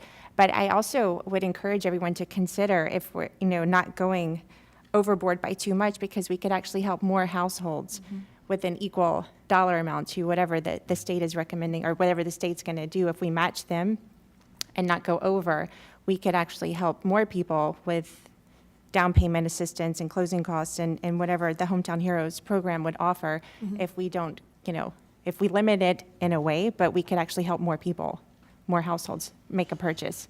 So this is just a different way to think about it. Right. So in terms of the existing policy, okay, that we administer, is that, what it would require is that the policy would be that if you are a recipient of the Hometown Heroes Award program and the county is providing purchase assistance, it would be capped at the amount from the Home Heroes Award, because we will be in third position in any case, okay? But it's a matter of limiting our exposure. So that is based on current policy. Okay? Good. Right? Yeah. All right. Okay, moving on, we will go to Vice Mayor and then Commissioner Marino. Thank you, and I don't know if we're going to need more staff to get into some of the meat of this, but it appears that the question that I had before about how much money are we going to lose as a county was answered in their fiscal impact analysis of this bill, of this law, and it states that property tax exemptions for newly constructed or substantially renovated multifamily rental units will reduce local government revenues by $183 million by fiscal year 2027, 2028, with no impact in fiscal year 2023 and 2024. So we are going to get a hit in local government or county revenues from this law. However, the good news is that there will be a reduction in bureaucracy by developers of multifamily housing, and there'll be an increase in the amount of property available for residential development relating to housing projects which qualify for the density, height, and zoning preemptions. So what we have to be careful of is that, or we have to be prepared for, is to be able to develop an analysis of those lands in those properties in our county that will qualify for this, because I could anticipate developers coming, cutting through any local bureaucracy that I call administration, not bureaucracy, and just going forward to the state and saying, this parcel of land qualifies for a multifamily development, and then moving forward on it. So I think that we are going to get a hit, not this year, but next year and following on our revenues, because that's where we get our money from, is property taxes. But secondly, I think that we need to be prepared as a county to identify those properties that qualify for multifamily housing, and then let's move forward and use whatever state funds we can to develop housing, affordable housing in areas that qualify for that type. So I think that if we are prepared, then we will do very well in this, but we have to be very well. Because I agree with my local commissioners who say, if we can get money from the state for this, that's what we pay our taxes for. But we have to be prepared so that our properties are developed in the right way for affordable housing, and not in a flim-flam way just to help for-profit developers. So. And so we'll be going into the third component of the bill, which is land development and zoning that you just touched on. Right, exactly. Thank Okay. you. All right, Commissioner Marino and then Commissioner Baxter. Thank you. So on topic, we're talking about the Hometown Heroes program at the moment and where we would be on the collection list. But one, Hometown Heroes is funded by the Sadowski funds. Sadowski Housing, and I wish everybody would say Sadowski Housing Trust Fund, is basically a fee collected when someone purchases a home. So it's not ad valorem tax dollars that are paying this, it's actually, you could say, a user fee. So does that clarify for you a little bit about where the money comes from? Because it's not our ad valorem taxes. It is someone who's choosing to purchase a home and then they pay this fee. So yes, it's a fee, but it's not our ad valorem tax dollars. It's dock stamps. It's dock stamps when you close on your When you home. close on a house. Yes. Yeah. On anybody who buys a home in the state of Florida. Yeah. Yeah. And so it's a big pot. And if you sold a home someplace else and bought a home here, you're going to pay it here. But it all goes to the state and then comes back. So, not federal.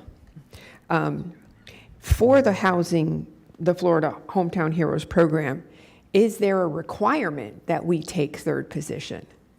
Yes. So Do we have a choice? No. Sorry, Mac. I think that might clarify your question. Easy, right? Or Verdina, that might clarify your question. It's easy. It's whether you cap the amount. Our only issue was that if we're investing double the amount and the state is saying, we don't care, you're still taking third position, our normal procedure is not to do that. And so, you know, if this board tells us we don't care, Hometown Heroes, you're taking third, we'll take that third with a smile. But to follow up on that, this is not ad valorem tax dollars that are covering this. This is money that we've received as a grant. So whether we're in first, second, or third position, it's not really our dollars that we are spending or losing. It's money that we've received from the state, regardless of the fact that it was collected as out of the Sadowski Housing Trust Fund. So it's not money that affects our budget. I mean, ad valorem budget, it's not ad valorem. No, because it's not ad valorem dollars that's going to this. This is money that's come to us as a grant, correct? It's very similar to, let's say, sales tax. People pay sales tax regardless of where they are. Those sales tax that we collect in Palm Beach County goes up to the Department of Revenue, and then the governor and legislature decide what the budget is, and then they allocate those dollars back. Sadowski funds are very similar. There used to be a time it truly was a trust fund.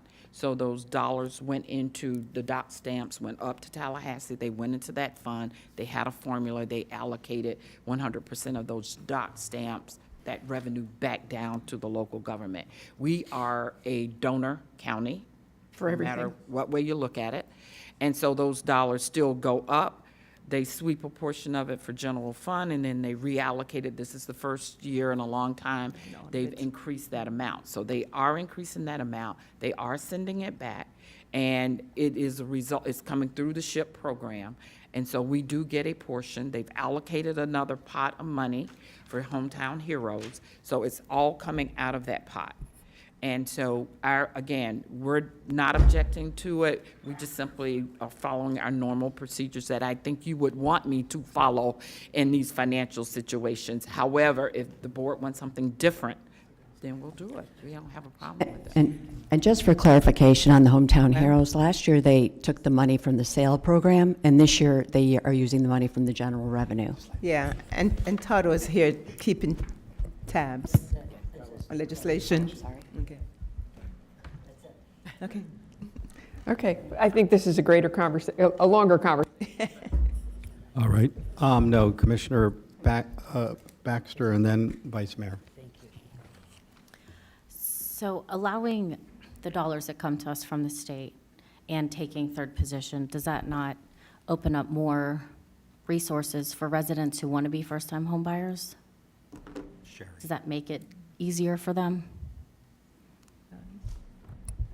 I'm not sure if it's going to make it easier for them, again, because first-time home, the Hometown Heroes program is not new. It's an existing program. We've not had anyone to request our dollars in match with the Hometown Heroes, but now that they're expanding to industries, there's a chance that they may come.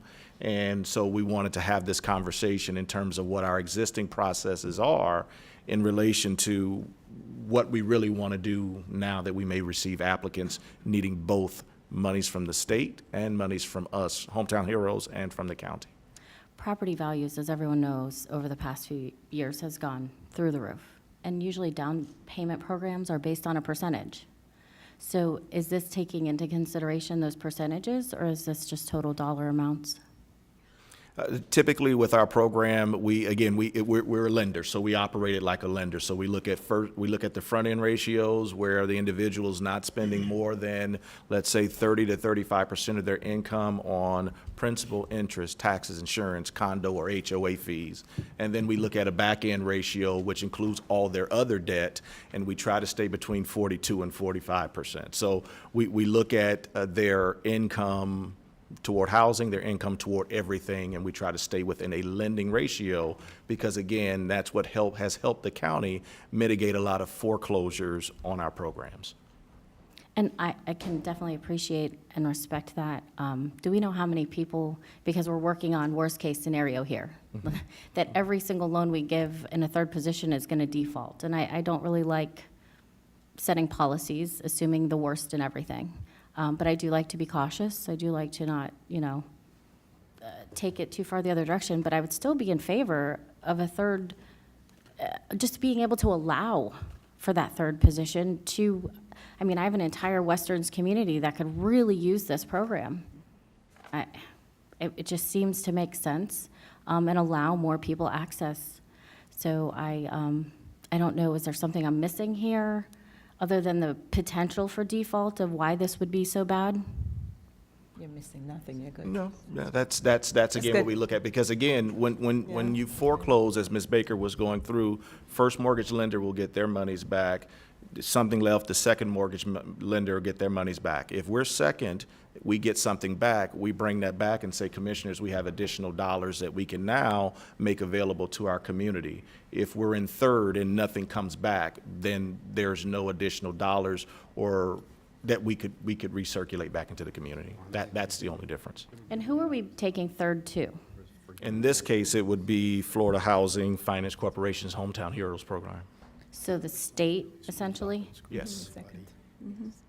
And then they would be the ones allocating the dollars regardless? Essentially, we're getting them from them. From the legislature through them to us, yes, ma'am. So it seems like we're almost going in circles, like their dollars are coming to us, they're allowing us to give to residents. Our dollars. Yes, they are our dollars, I agree.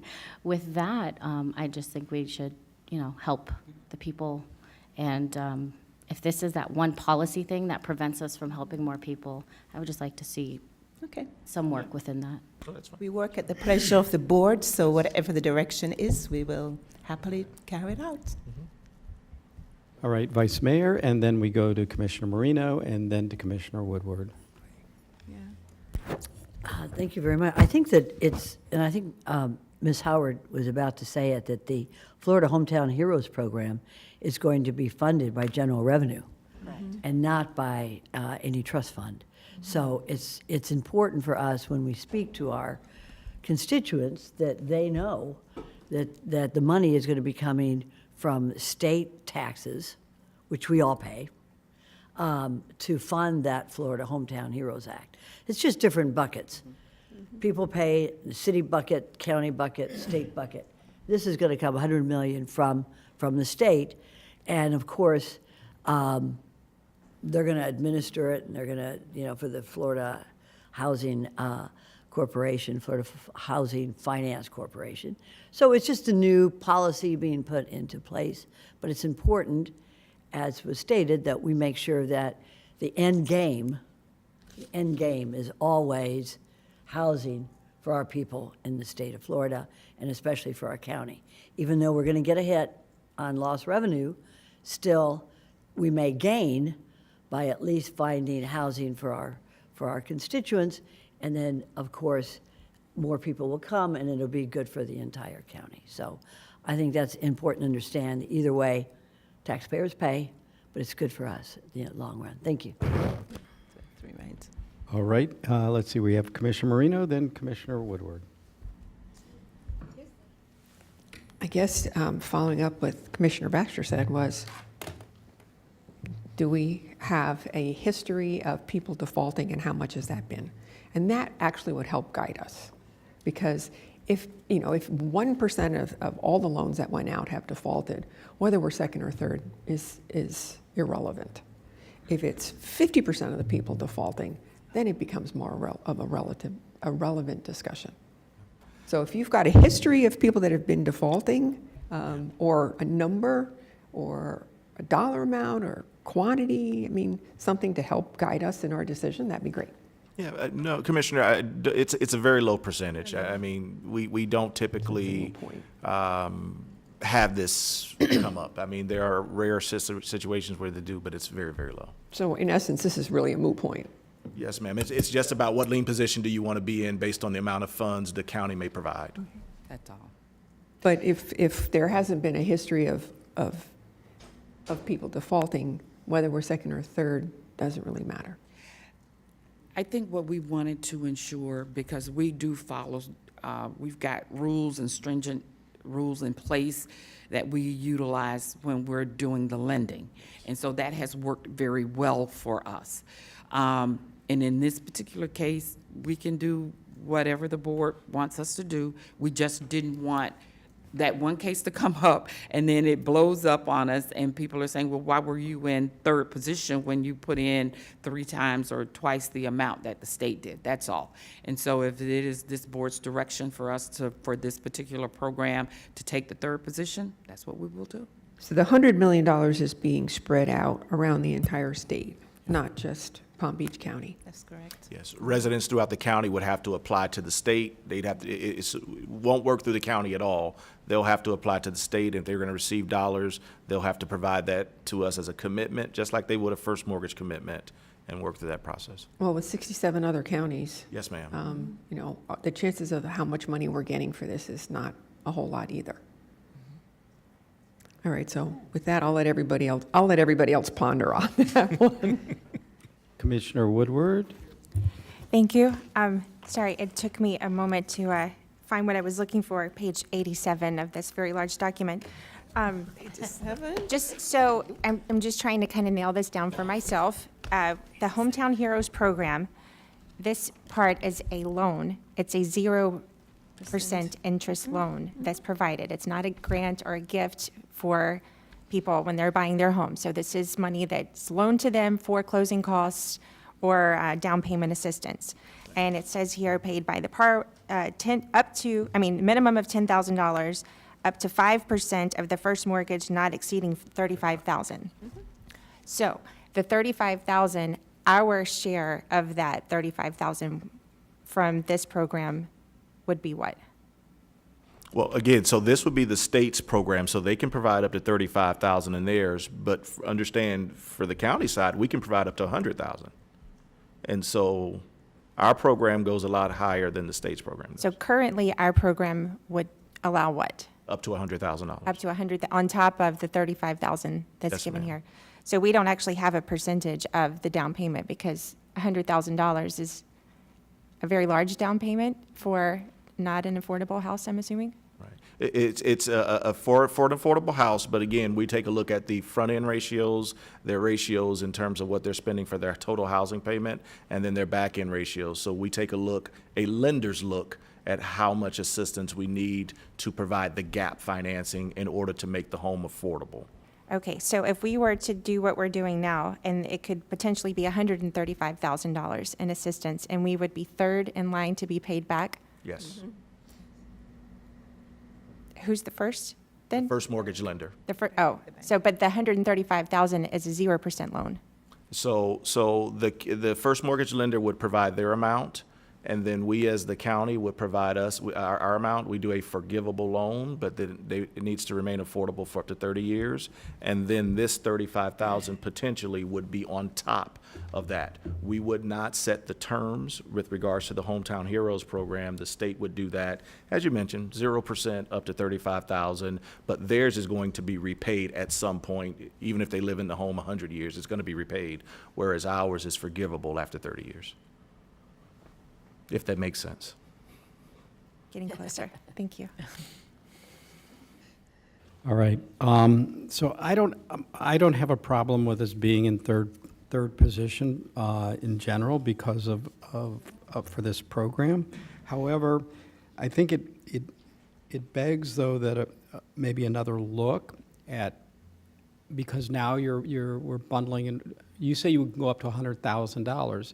With this, we'll go to potentially up to $135,000. If you got the max $35,000, that means you're buying a $700,000 home. And if that's 5% of the down payment. Not necessarily, Mayor. And again, thinking from the standpoint of the maximum home value that we can assist is $382,000. That you can, but Hometown Heroes, if it says 5% up to $35,000, takes them into a $700,000 home. So if it's a $700,000 home, we couldn't assist anyway. You're not even going to be involved in it. If the value of the home exceeds $382,194, then the state says you cannot use your SHIP funds for this purchase. Okay. So, okay, so that makes, so we don't need to look at that. So you could end up in a $384,000 home, potentially get, and max you're going to get then is 5% of the down payment or $10,000, right? So. Up to 35 for Hometown Heroes, yes, sir. But for the folks that qualify for our program, we're saying a max of $384,000 for the purchase price. The sales price, yes, sir. They can't purchase a home that exceeds that value. Right, and that's set by HUD, or is that? It's part of our local housing assistance plan where you can use, they'll set the price, the state does, and it's 90% of the average sales price for the area versus a housing finance authority price. So you'll have two options. This price typically gives us the better option. And with Palm Beach County being high-cost county, even on the affordable workforce housing units, this option has always been the better option. Okay, so according to my calculations, at $384,000, the 5% down payment would be just a little over $19,000. So they could qualify for a 5% minimum $10,000, but up to 5%, which would take them up to $19,000. And then you would then apply another, up to potentially another $100,000 on that, would take them to 120 on a 384. So you're looking at about almost a 30% down payment. Yes, sir. If you can get everything else in line with your ratios and so forth. Yes, sir. And if they need that much. Most people aren't using 100,000, but we do see some that come through that need it. Okay, all right. I agree with Commissioner Bernard and agree that we move past this and allow it to move forward and allow our program to take effect as it does. And go into third position and understanding that if in fact there was a default, likelihood is probably that those funds are not going to get repaid, which is a loss for us. But on the other hand, if they stay in the house 30 years, it's not getting repaid anyways. So, you know, it takes it a little sooner, but at the end of the day, if we can get more people into homes, I think that's a good thing. Yes, sir. Okay. Okay, Anything? thanks for the direction. Anyone else? Got it. Okay, I'm not so- seeing it. Administrator, your light is lit. Is it? We're done? Okay. She's done.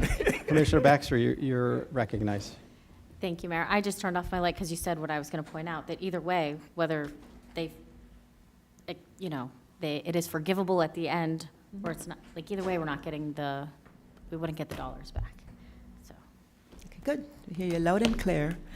So we are now moving to the third section, which is land development, and we have the planning and zoning staff who will be joining Patrick at the table. And as we're bringing up reinforcements, just a couple points to touch on. We need it for this leg. Two things. One, just kind of echoing Ms. Jack's comments earlier. In so few words in this bill, it unearths so much that is being contemplated and reviewed and will be applied. We have, our hundreds of local governments throughout the state of Florida, between the counties and cities. We have read analysis, watched a number of presentations, and there are a lot of thoughts out there. And this is going to be one of those we're going to end up having to live it for a little while as we, put it into effect. Every city, a lot of cities have a lot of different thoughts. A lot of the presentations we've seen, there are a variety of opinions on it. So we're going to share with you our position and where we are on it, knowing that it will evolve, and we're going to have to live some live ones to see some of these pieces shake out. And I just want to touch on the other point.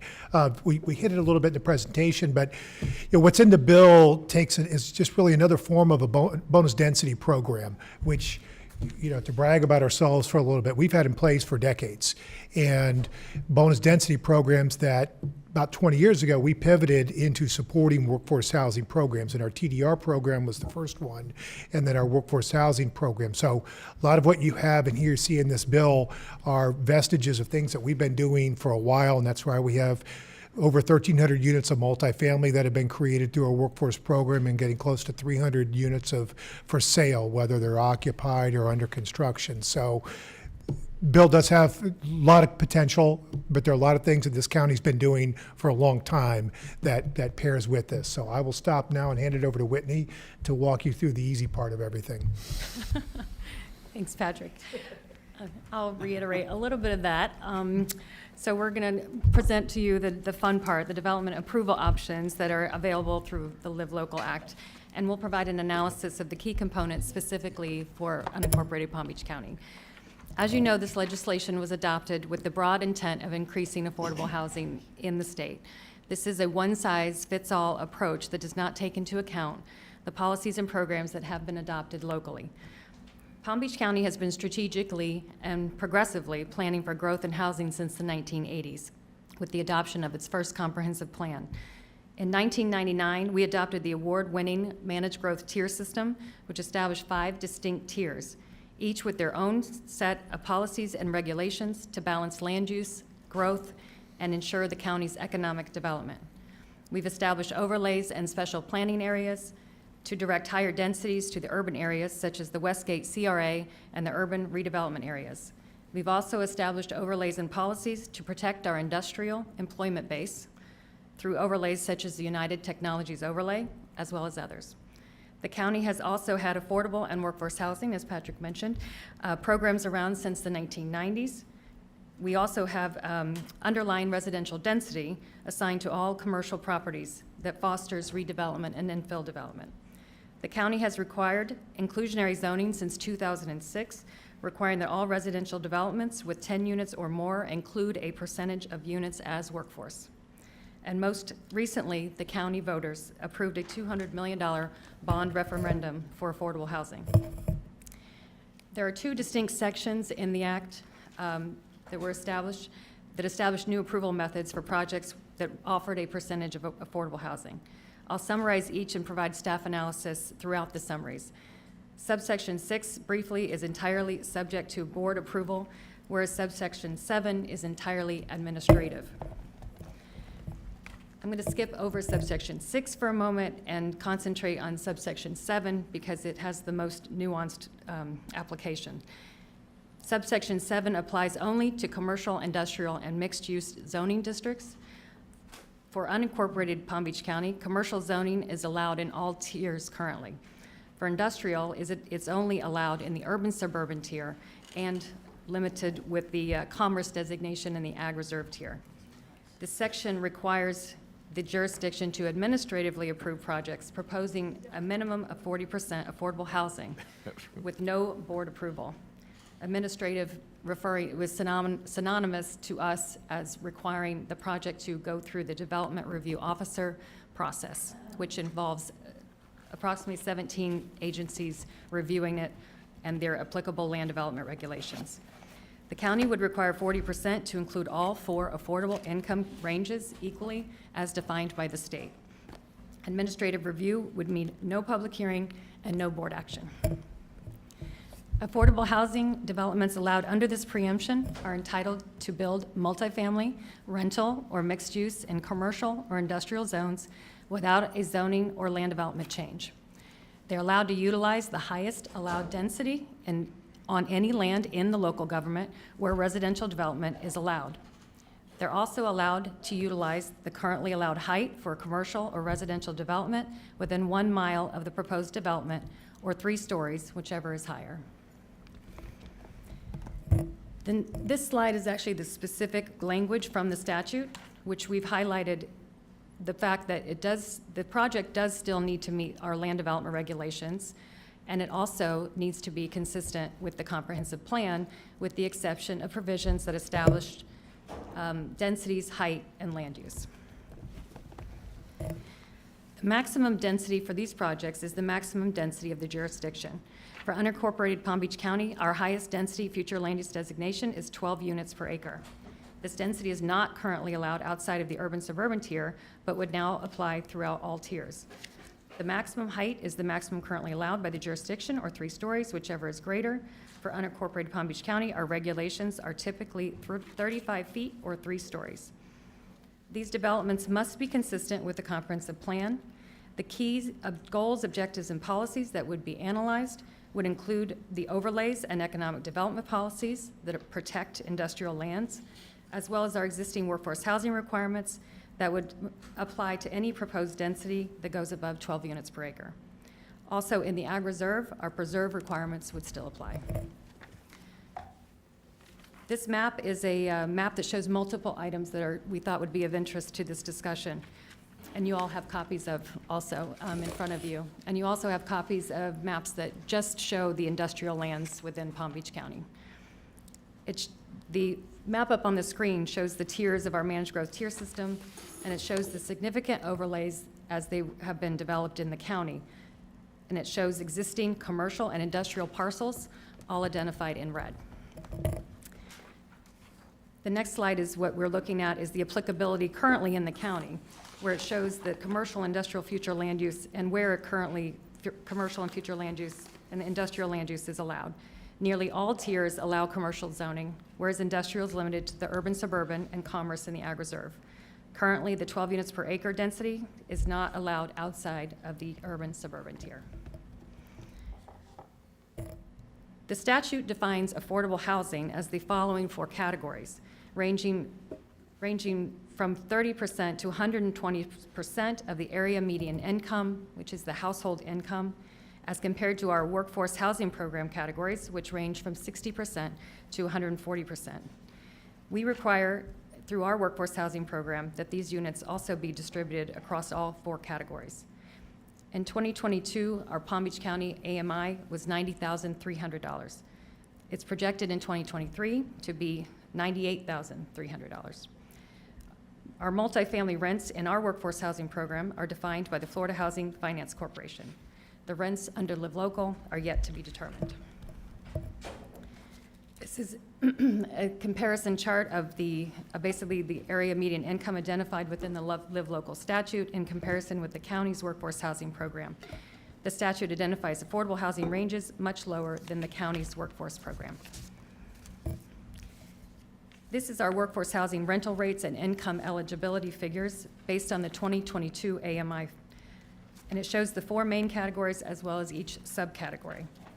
In addition, we've highlighted some other interesting statistics that we thought would be pertinent to this discussion, pointing out that the 2020 census noted that there were a total of 595,447 total households in the county. Interesting about that number is that nearly half of those were single-person households. Other relevant household income statistics that align with statistics or the state's affordable housing categories are that households making less than $25,000 accounted for 17.2% of households, and those making 25 to 50% accounted for 18.7% of households, and those making $50,000 to $100,000 accounted for 28.8% of households in the county. And combined, that's about 64% of our households and their incomes. Now I'll switch over to subsection 6, which some of you may know that it formerly was House Bill 1339. It was incorporated into the Live Local Act, and it has, in this 2023 amendment, it eliminated the potential for this to be used on residential zone properties. It now only applies and is applicable to commercial and industrial zoning districts or properties zoned industrial or commercial. It's self-executing. It does not require an ordinance to implement it. Unlike the subsection 7 that I just discussed, it requires the local government to approve it. This section is purely at the board's discretion, whether or not to approve it or to even allow these projects to come before you. The board may approve any multifamily or mixed-use project regardless of the regulations. What to apply for maximum density, height, land development regulations, et cetera, are completely up to the board. And it only requires 10% of those units be affordable housing. So our analysis of this is that the goal of the Live Local Act is to increase the supply of affordable housing. For unincorporated Palm Beach County, subsection 6 is in conflict. It's contrary to the intent of what it would be to allow for workforce housing units, or it would be less than workforce housing units that are currently that are currently required or allowed under our current policies, while reducing the county's employment base. For density increases that come to you by a future land use amendment, planning staff recommends 25% be affordable for multifamily. Projects allowed under subsection 6 would result in a 15% net loss of workforce or affordable housing units. Considering the other workforce density bonus programs in place, the ability of commercial properties already to utilize underlying density, and the need to preserve our industrial lands for a strong economy, the small return of 10% affordable housing does not make sense for unincorporated Palm Beach County. So in conclusion, I'll just do a quick summary of the two subsections. Subsection 7 is a completely administrative approval through our zoning division. That's where it would come through. And subsection 6 would be at the discretion of the board.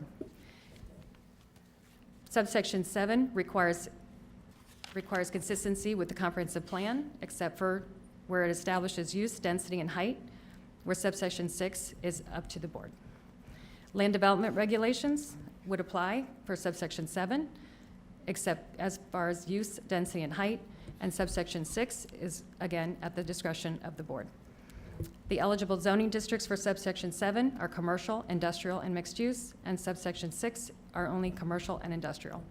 The housing types that would be developed under subsection 7 are multifamily or mixed-use development, and the same goes for subsection 6.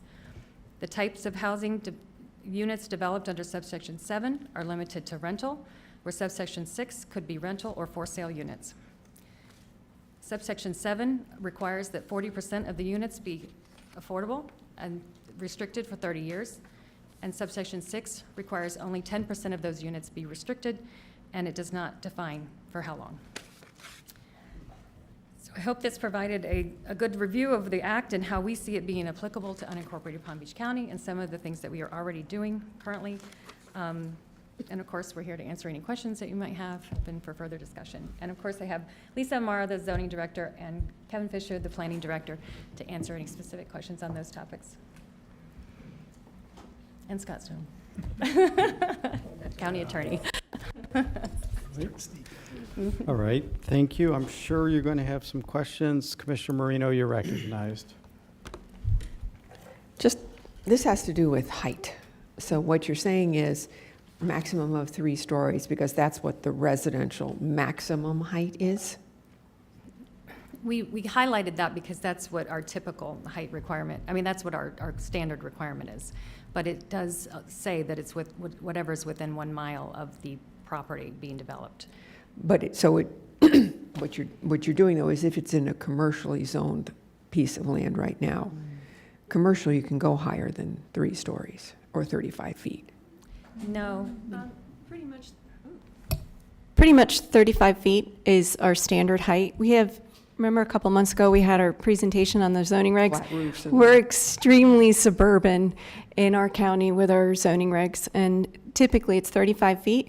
And there is the ability to go higher when you have a bigger setback. The further you set back, the higher you can go. Okay, so then this is just protecting the 35 feet, and unless, of course, somebody within a mile of you is 50 feet. You still, for the subsection 7, the one that has to meet zoning regs, they would have to meet zoning regs. And it's very difficult to get higher than 35 feet with high density. I mean, it's difficult to get the 12 units per acre and the 35 feet if you want to go higher because of the parking regs. And that is something that the parking regs will apply for. That's option 7, the administrative one. But theoretically, with a large enough property where they could put the structure set back further from the edges, theoretically, they can go higher than 35 feet. Thank you. Commissioner Bernard, you're recognized. Thank you, Mr. Mayor.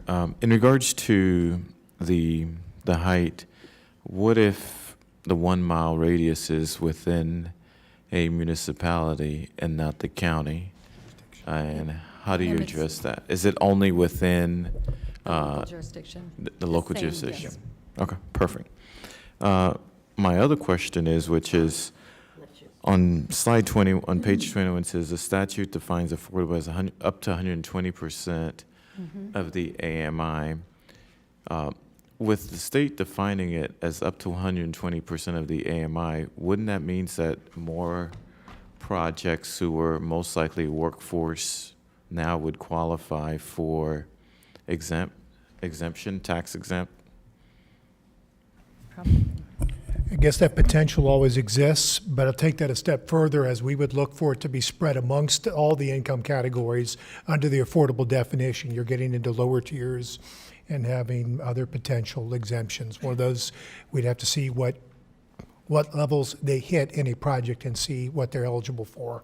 No, but I'm just thinking the current projects that exist now, let's say you have, Current ones? yeah, current ones, you know, that probably wouldn't be, there probably would be, because the affordable, I believe, is up to 80% right now.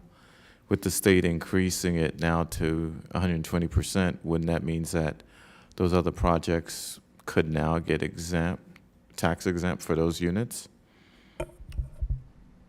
I think that potential exists, yes, certainly for projects, and there were a minimum number on the percentage as well that applied. So our newer ones where the board has placed the 25% requirements, I think those potentially could fall into that area, yes. Okay, thank you. Vice Mayor, you're recognized.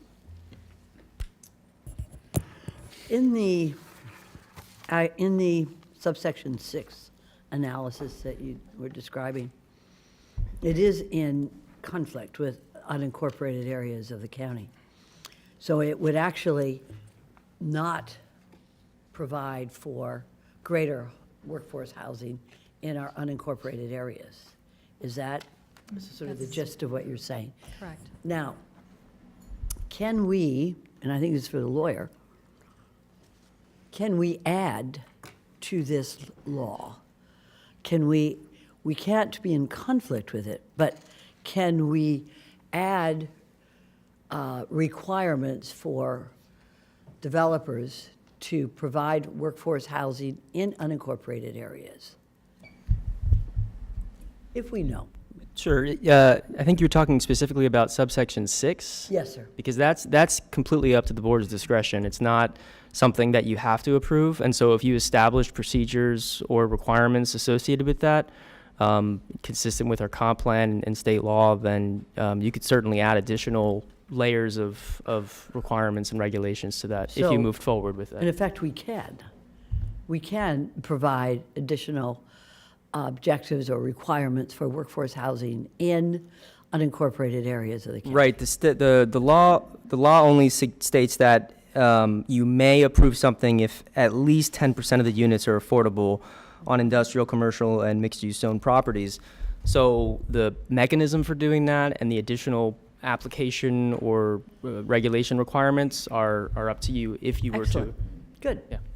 Didn't want you to go too far, because once I got my right answer, I wanted to end it right there. So that's good, that's good. Now, the next question comes down to, if we do allow county regs for unincorporated areas, then can we also pull in state funds to help fund these workforce housing units in the unincorporated areas of our county? And maybe that goes to the attorney. I think we could. Why not? Why can't we ask them for the money? Yeah. It's state, I mean, we all pay state taxes, and if we have the authority and the ability and the opportunity to put workforce housing close to the areas that need it in our unincorporated areas, I don't see any prohibition against asking for state funds to help us promote that. Vice Mayor, I'll answer, and I would agree, there's nothing that would preclude us from asking. I would just point out again, so as we look at the provisions here in 7, always remember, 60% of the project's going to be market rate still. So these are not 100% workforce projects or affordable projects by the state definition. So these are the ones that would be coming in that otherwise would be the typical ones that you might see on Thursdays, sort of thing, albeit with a little higher number under the affordable definition. But the opportunity to ask and seek additional funding, there's nothing that precludes that. Would we be able to have an answer to that before we actually take a vote on this or move forward on county additional regs? Is that something that we could do? Maybe Ms. Baker, maybe I'll direct this to you. Can we request from the state a direction on being able to pull down state funds for because for additional workforce housing in unincorporated areas, because it is all meeting the state incentives for workforce housing. Could we do that?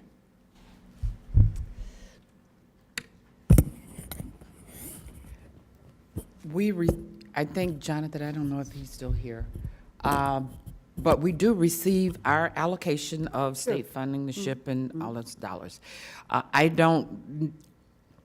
I had the pleasure of going up during committee meeting week with Todd and Commissioner Bernard, and we actually spoke to the Senate President on this issue because we had our $200 million that our voters voted for. Sure. And if there could be a separate pot of money that we could leverage those dollars against. She referred us, she didn't want us double dipping, that's the first thing. But the second thing was she referred us to the Director for Housing Finance Corporation. We did have a couple of conversations with him, so we will continue. We have not gotten a yes to just because you got a separate pot of money, you're going to get even more. But we're pushing that envelope and we are asking so we can leverage more dollars. The reason I find it interesting is that we're going to have two levels here now. This has created a disparity in the amount of money that that developers can pull in for workforce housing, and that will be in industrial and non-residential properties. They will be able to pull in state funds, but in the unincorporated areas that are residential, which could be mixed use, in which we may want to have some element of workforce housing, they will only be able to pull in county funds, or at least they won't be able to pull in major state funds. Am I wrong in this? Yeah, we're can. still Can all they? eligible. On this, even though They're under private subsection property. six? It's all private property owners, and they can, Yeah. of course, apply for these programs that are available. Okay. If we are partnering with the private entity that's doing the job, we put out our RFPs, they bid on them, developers bid on those RFPs, we bring it to the board, you approve those projects. Those projects are funded with state dollars, SHIP funds that come down. And so with those dollars, we're still eligible no matter where they are in the county. We received SHIP funds for the unincorporated area, and a number of municipalities will fall under our umbrella for those particular dollars. And we currently do that. We also match our dollars in order to leverage them with municipalities that have their own Right, I understand, entitlement. right. And so we leverage those dollars. This board has worked with us as well. We've got about $10 million in a housing pot that gives us a little more flexibility if there are projects that we want to give dollars to help with gap financing, even outside of the bond dollars. Very good. Okay, so there won't be a conflict between unincorporated and... No. Okay, excellent. Thank you very much. Answered my question. Thank you. Thank you, Vice Mayor. Commissioner Woodward, you're recognized. Thank you, Mayor. My first question on subsection 6, it would lower the requirement to 10% workforce housing. And so we have an option then to keep what we have. Right now, we have it at 25%, right? Do we have the option to keep this? Yes. Okay, so this is a change that we would have to make, and otherwise we can keep it at 25. I just want to clarify on that. Yes, I want to be clear on the 25% that applies. The board has traditionally applied that as a condition on a comp plan amendment. If it's just a zoning change going through, the traditional percentages in the workforce program apply, 8-10%-ish. But comp plans is when we hit with that higher requirement. So then with subsection 6, if they're not trying to achieve a density bonus, then we would still get the 10%? Well, the way we understand it is that they could just show up here at Matters by the Public and request that you approve their project with no review, no nothing, just we want to do this project on this piece of property, and we want to give you 10% affordable, we want to make 10% of those units affordable. And you, as the board, have the discretion to say, sounds great, let's do it.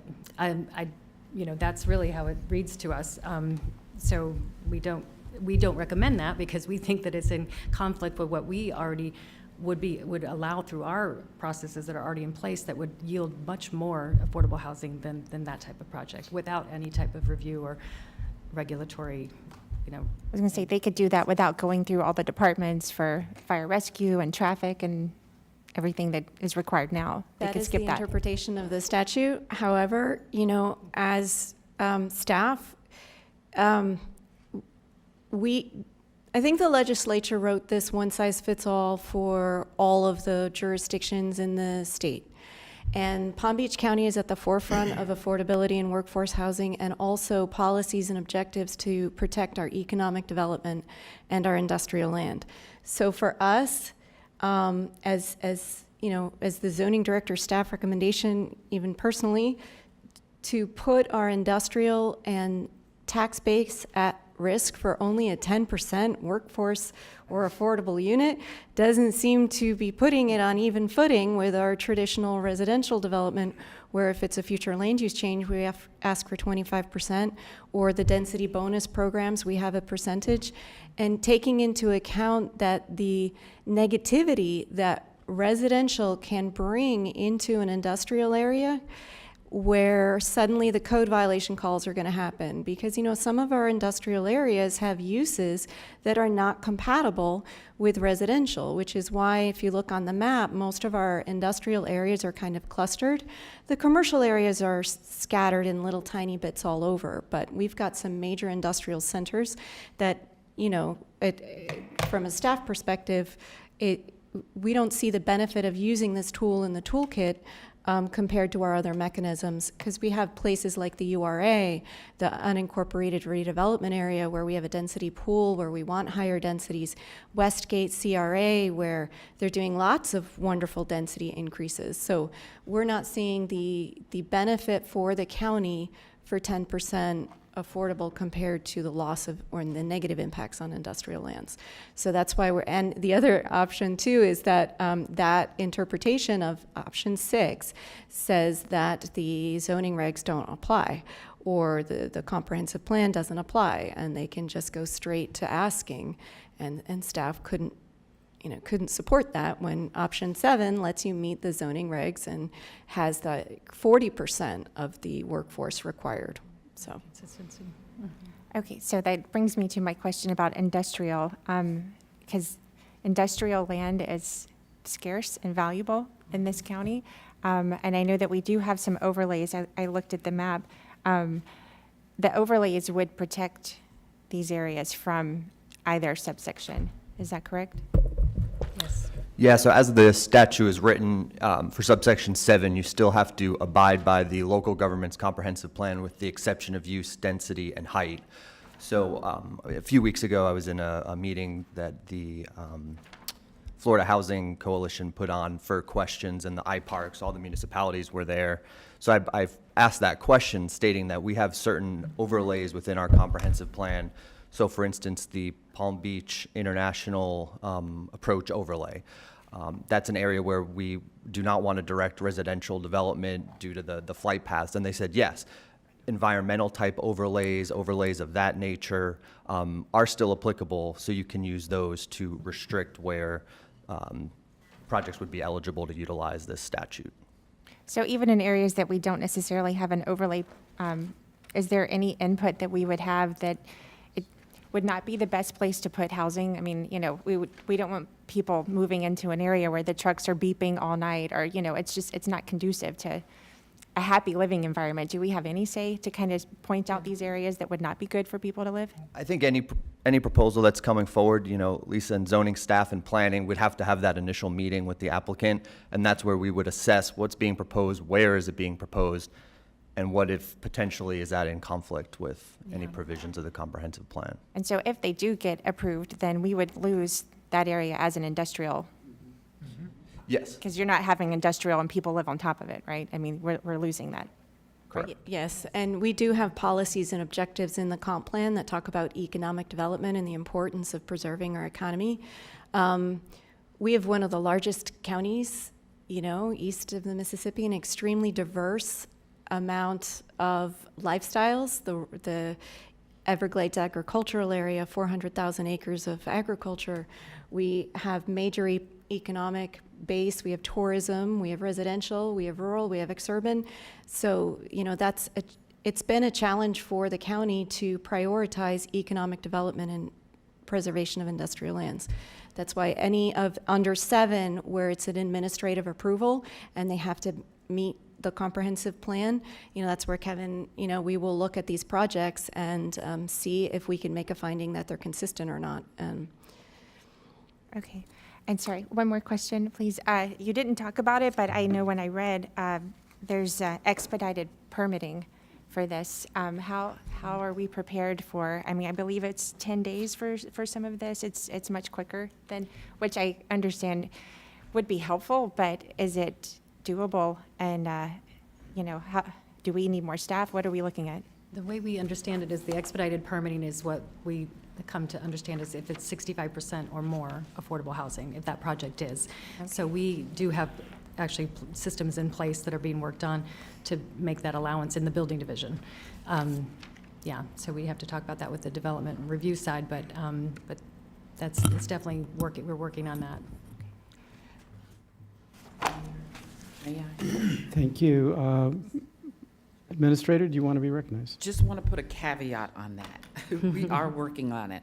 However, the caveat is that application needs to come in complete, and it needs to have all the information in order for us to meet those deadlines. But if it doesn't come in complete, we won't come anywhere near that. So again, I just want to put that caveat on it. We're trying to make those deadlines, but if it is not a complete application, we can't review it and get it through the system. And I think we have talked internally that we would require a mandatory pre-application meeting on these projects. All right, Commissioner Baxter, you're recognized. Thank you, Mayor. I'm just trying to get some clarification. Are we deciding between 6 or 7? Is the builder deciding between 6 and 7? When they're coming and they're going to establish which one applies? Who is that? Well, this is how we see things working. So number 7 is the administrative approval one, and anytime someone wants to apply for a public hearing application, one of those applications that ends up before the board, we require a mandatory pre-application meeting where we sit down with them and then we talk about what they want. If there's density and intensity, we include planning, land development, traffic. So how we're envisioning is that someone would meet with zoning and planning and have one of these pre-application or kind of an exploratory meeting on looking at the options. And we would lay out, okay, under the normal process, this is how much density you can yield, and this is how the approval process would work. A lot of our commercial properties, for example, have an underlying residential density. So it might be in their favor not to use option 7, which is the administrative approval, versus using the underlying density that's already there. So they would come in and we would look, and we would say this is how many workforce would be yielded or affordable, or the strategies and the process and the timing. And we anticipate that they would say either, okay, let's use option 7, and we would process them administratively if it met the statute, or we would do a public hearing application if that yielded a better benefit for the applicant. Or they might say, you know what, we don't want to. We want to do option 6 and we only want to do 10%. And we would say, okay, go to the board by matters of the public and present that to the board. And we would probably articulate that we couldn't support for whatever reason, and probably because the 10% is a lot lower than in the traditional methods for our density figures or for option 7 percentage. And they would bring it to the board, and if the board just said, hey, this is a great project, we would like to not abide by fire rescue, water utilities, land development regs, traffic, parks, any of the, and we would want to do this project for 10% affordable housing in industrial and commercial. And if the board looked at that and said, hey, yeah, staff go work with them, then we could provide a critique of what that meant and do some work with the applicant. But ultimately, it would be the board decision, but not that staff would likely support that, because we, like I said, this is just one tool in the toolbox, and we think that our existing tools are superior to this one. And if it's okay, Mayor, what does it currently cost an applicant to come before the board? It varies. Actually, it could vary from one of the very large, for example, AGR PUDs, which is doing a major shift up, change up. It could be very expensive. A smaller one, such as limited pet boarding, or a smaller application will have much less fees. But there's also fees with the agent as well on top of that. So there's our fees that we charge, and then they have to get a surveyor and a traffic engineer and all those fees on top. So I can't quite estimate, but it's not cheap. Do we have a low and a high range? Well, it could be as low as $5,000 to $6,000 for, I think the pet boarding ones that come through, but they can be upwards of $50,000 worth of fees. And so, but by allowing them to come to matters by the public, they don't have to pay that fee? Well, they would get board direction, and then I would imagine you would want staff analysis, in which case there wouldn't still be a fee if we did an analysis of what the request is. We don't have a fee for pre-application meetings. I'm not sure what it would look like on the building permit side, so, once they went to build it, and the infrastructure and impact fees. Oh, I'm just not sure how it would look on the impact fee and building permit side and all those things. Of course, those would be required. One of the things that was important to me, that you are well aware of, I believe by now, is our process, simplicity, and when it becomes so burdensome, that's when I feel like these things become a necessity to get things accomplished, such as, I don't necessarily like it, but I feel it has been derived out of making processes and policies in such a way. I mean, I think most of us, every time we turn around, we're hearing some other place that just doesn't quite work. And I think it was the mayor who had already said we're kind of currently starting to look at those policies and the building policies. And if we're going to have to live with the Live Local Act now, I would really like to use it as an opportunity, if possible, to maybe look at expedited permitting, maybe not just in this one little window, but create something, whether it's software, a program, use technology to try to help our residents and to try to make that work. Like, this is a great time because we're already in flux to try to, I think, help more residents. I would love to hear, maybe if the board would be in favor of trying to look at some policies to expedite some of these processes. I mean, obviously not big commercial and industrial, but maybe even some simple things. It seems so burdensome. And I would just really love to take this opportunity to try to do it all at once instead of doing it for this and then doing it for that later. Thank you.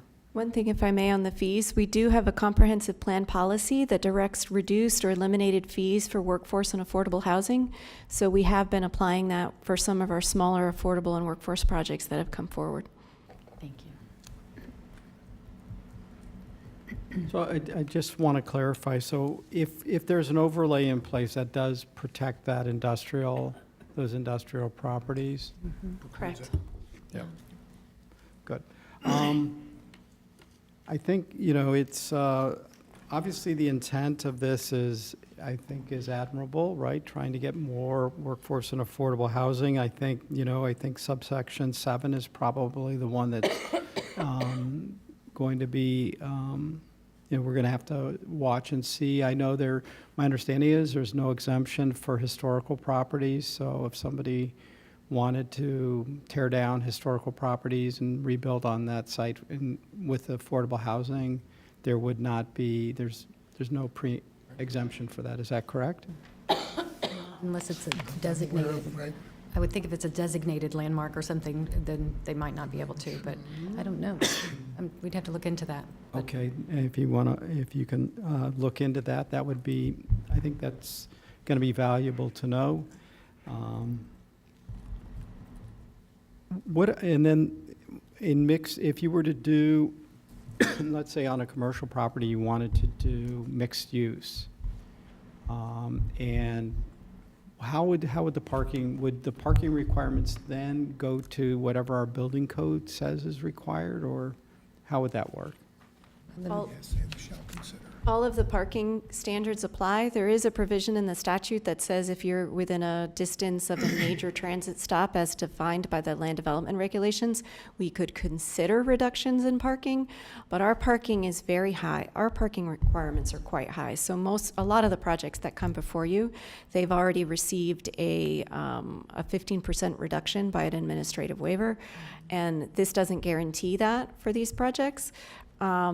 And some, what I would anticipate is that a lot of projects that would want to do mixed use would hit a wall with our parking requirements, and then they would need a variance.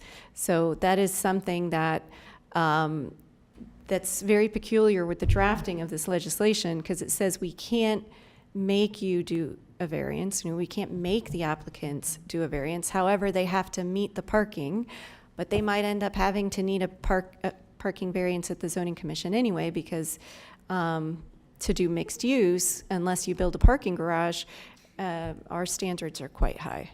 And it does require for mixed use that it has to be 65% multifamily in that mixed use. And then as it relates to the traffic impacts, is there a standard when whether it's commercial or industrial, do they have to meet some kind of a road capacity standard? Is that? For option 7, it'll be the standard regular traffic requirements that we do for the TPS traffic concurrency for all projects. For multifamily, right? At the multifamily rate. But at the, for option 6, the one with the 10%, it allows you to exceed traffic capacity.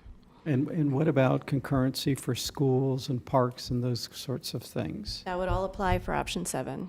That would apply for option 7? Yes. So they would come through. The only thing different with option 7 with one of these projects is that it would be commercial or industrial zoning, and staff would do the DRO review as if it was 12 units per acre, and they would meet with all of the 17 DRO agencies. Drainage would apply, parks requirements would apply, parking, everything. All the rules would apply with 7. The only thing that wouldn't happen is, this is it's a change in use, and a lot of folks, we have public hearings every 4th Thursday where folks are coming out and they're speaking on projects. That part would be eliminated with option 7, and it would only be staff. Could they develop as a PUD, or how, or would they just develop? They would probably utilize the RM, the residential multifamily zoning standards, because that's what the statute says. You pretend that commercial or industrial parcel has the same zoning regs as multifamily, which for us is residential multifamily, RM zoning district. So we would apply those standards, those setbacks, those heights, those parking requirements, and everything for the uses that are proposed. Okay, all right, very good. All right. Okay, I see, let's see, I see our attorney has a comment. I hope I didn't step on something or step into something. No, you said, I just wanted to give you an answer to the question about the historical properties. In my opinion, the historical ordinance would still apply, even if they were coming in under subsection 7. Because it's not one that deals with, what are the 3 key words here? Density, height, or land use. So they would not just be able to willy-nilly demolish a historical structure under this statute. Thank you. And, all right, Commissioner Woodward, you're recognized. Thank you. Two more quick questions. I know what's been listed, parking requirements and others. As far as setbacks, buffers, all of those types of issues, do we lose all say in that, and the public as well? For option 7, for subsection 7, they apply, but not for 6. Yeah, echoing Lisa's point, it's in an industrial area, you'd apply the standards for multifamily, so they still have to meet all those requirements. Should they not? Should they need a variance? Should it trip a conditional use, some other things? That aspect of it would still need to go forward, but those are the standards they would apply. So those standards are, those are by our managed growth tier as far as the setbacks and that, or is that just across the board uniform in the county? Setbacks, buffers vary by when 2 uses next to each other. So, you know, if it was a commercial property and you're developing it residentially, the buffer and the setback around the edges would depend on what's adjacent to that property. So we might require an incompatibility buffer of 20 feet then, whereas if it was multifamily next to multifamily, you might have the 8-foot buffer. So it would vary. Whatever the code applies, as if it was multifamily is how we would treat it. Okay, thank you.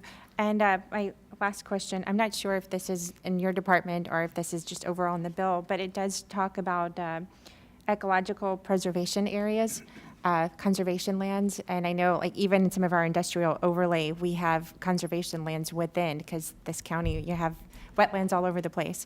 How is that taken care of in this bill? Under 7. Those standards still apply in 7. Yes, all of our standards in our land development regulations would continue to apply. So in your opinion, are we overall, because our plan is pretty complete, are we in good shape to kind of take what's coming with this and not necessarily be rocked by undesirable development? From the pure developing any given piece of property, you have good standards that are in place. This bill opens up on the height and opens up on the density piece of it. We otherwise have, yes, very good pieces in place. It does trip into what we started on earlier of losing industrial land, job-producing land that are long-term plays. These don't turn over quickly. They're held as industrial for a long, long time till the right uses come along and a property owner exercises that. But they could move a lot more quickly, and then it sets us up with, yeah, you've got an apartment complex wedged between 2 industrial pieces of property, and you've taken that industrial off the books forever then. So that aspect of it is a challenge. But I think when you're developing any given piece of property, we're comfortable that property, you've got good standards in place. Okay, so as I understand it, they're already working on a glitch bill. Hopefully, the industrial part of that is top of the list. So, thank you. Glitch bill. All right. Any other questions? I don't see any. It's, I mean, this is obviously, you guys did a great job in trying to educate us and the public on the Live Local Act. And I'm sure there's going to be more to be learned as time goes on, but appreciate this initial workshop on it. It is now almost 12:15. I think it's a good time to break for lunch, and we'll finish up after lunch. Why don't we take a break for an hour and 15 minutes, or let's say an hour and 17 minutes, be back here at 1:30. Okay. So we are in recess.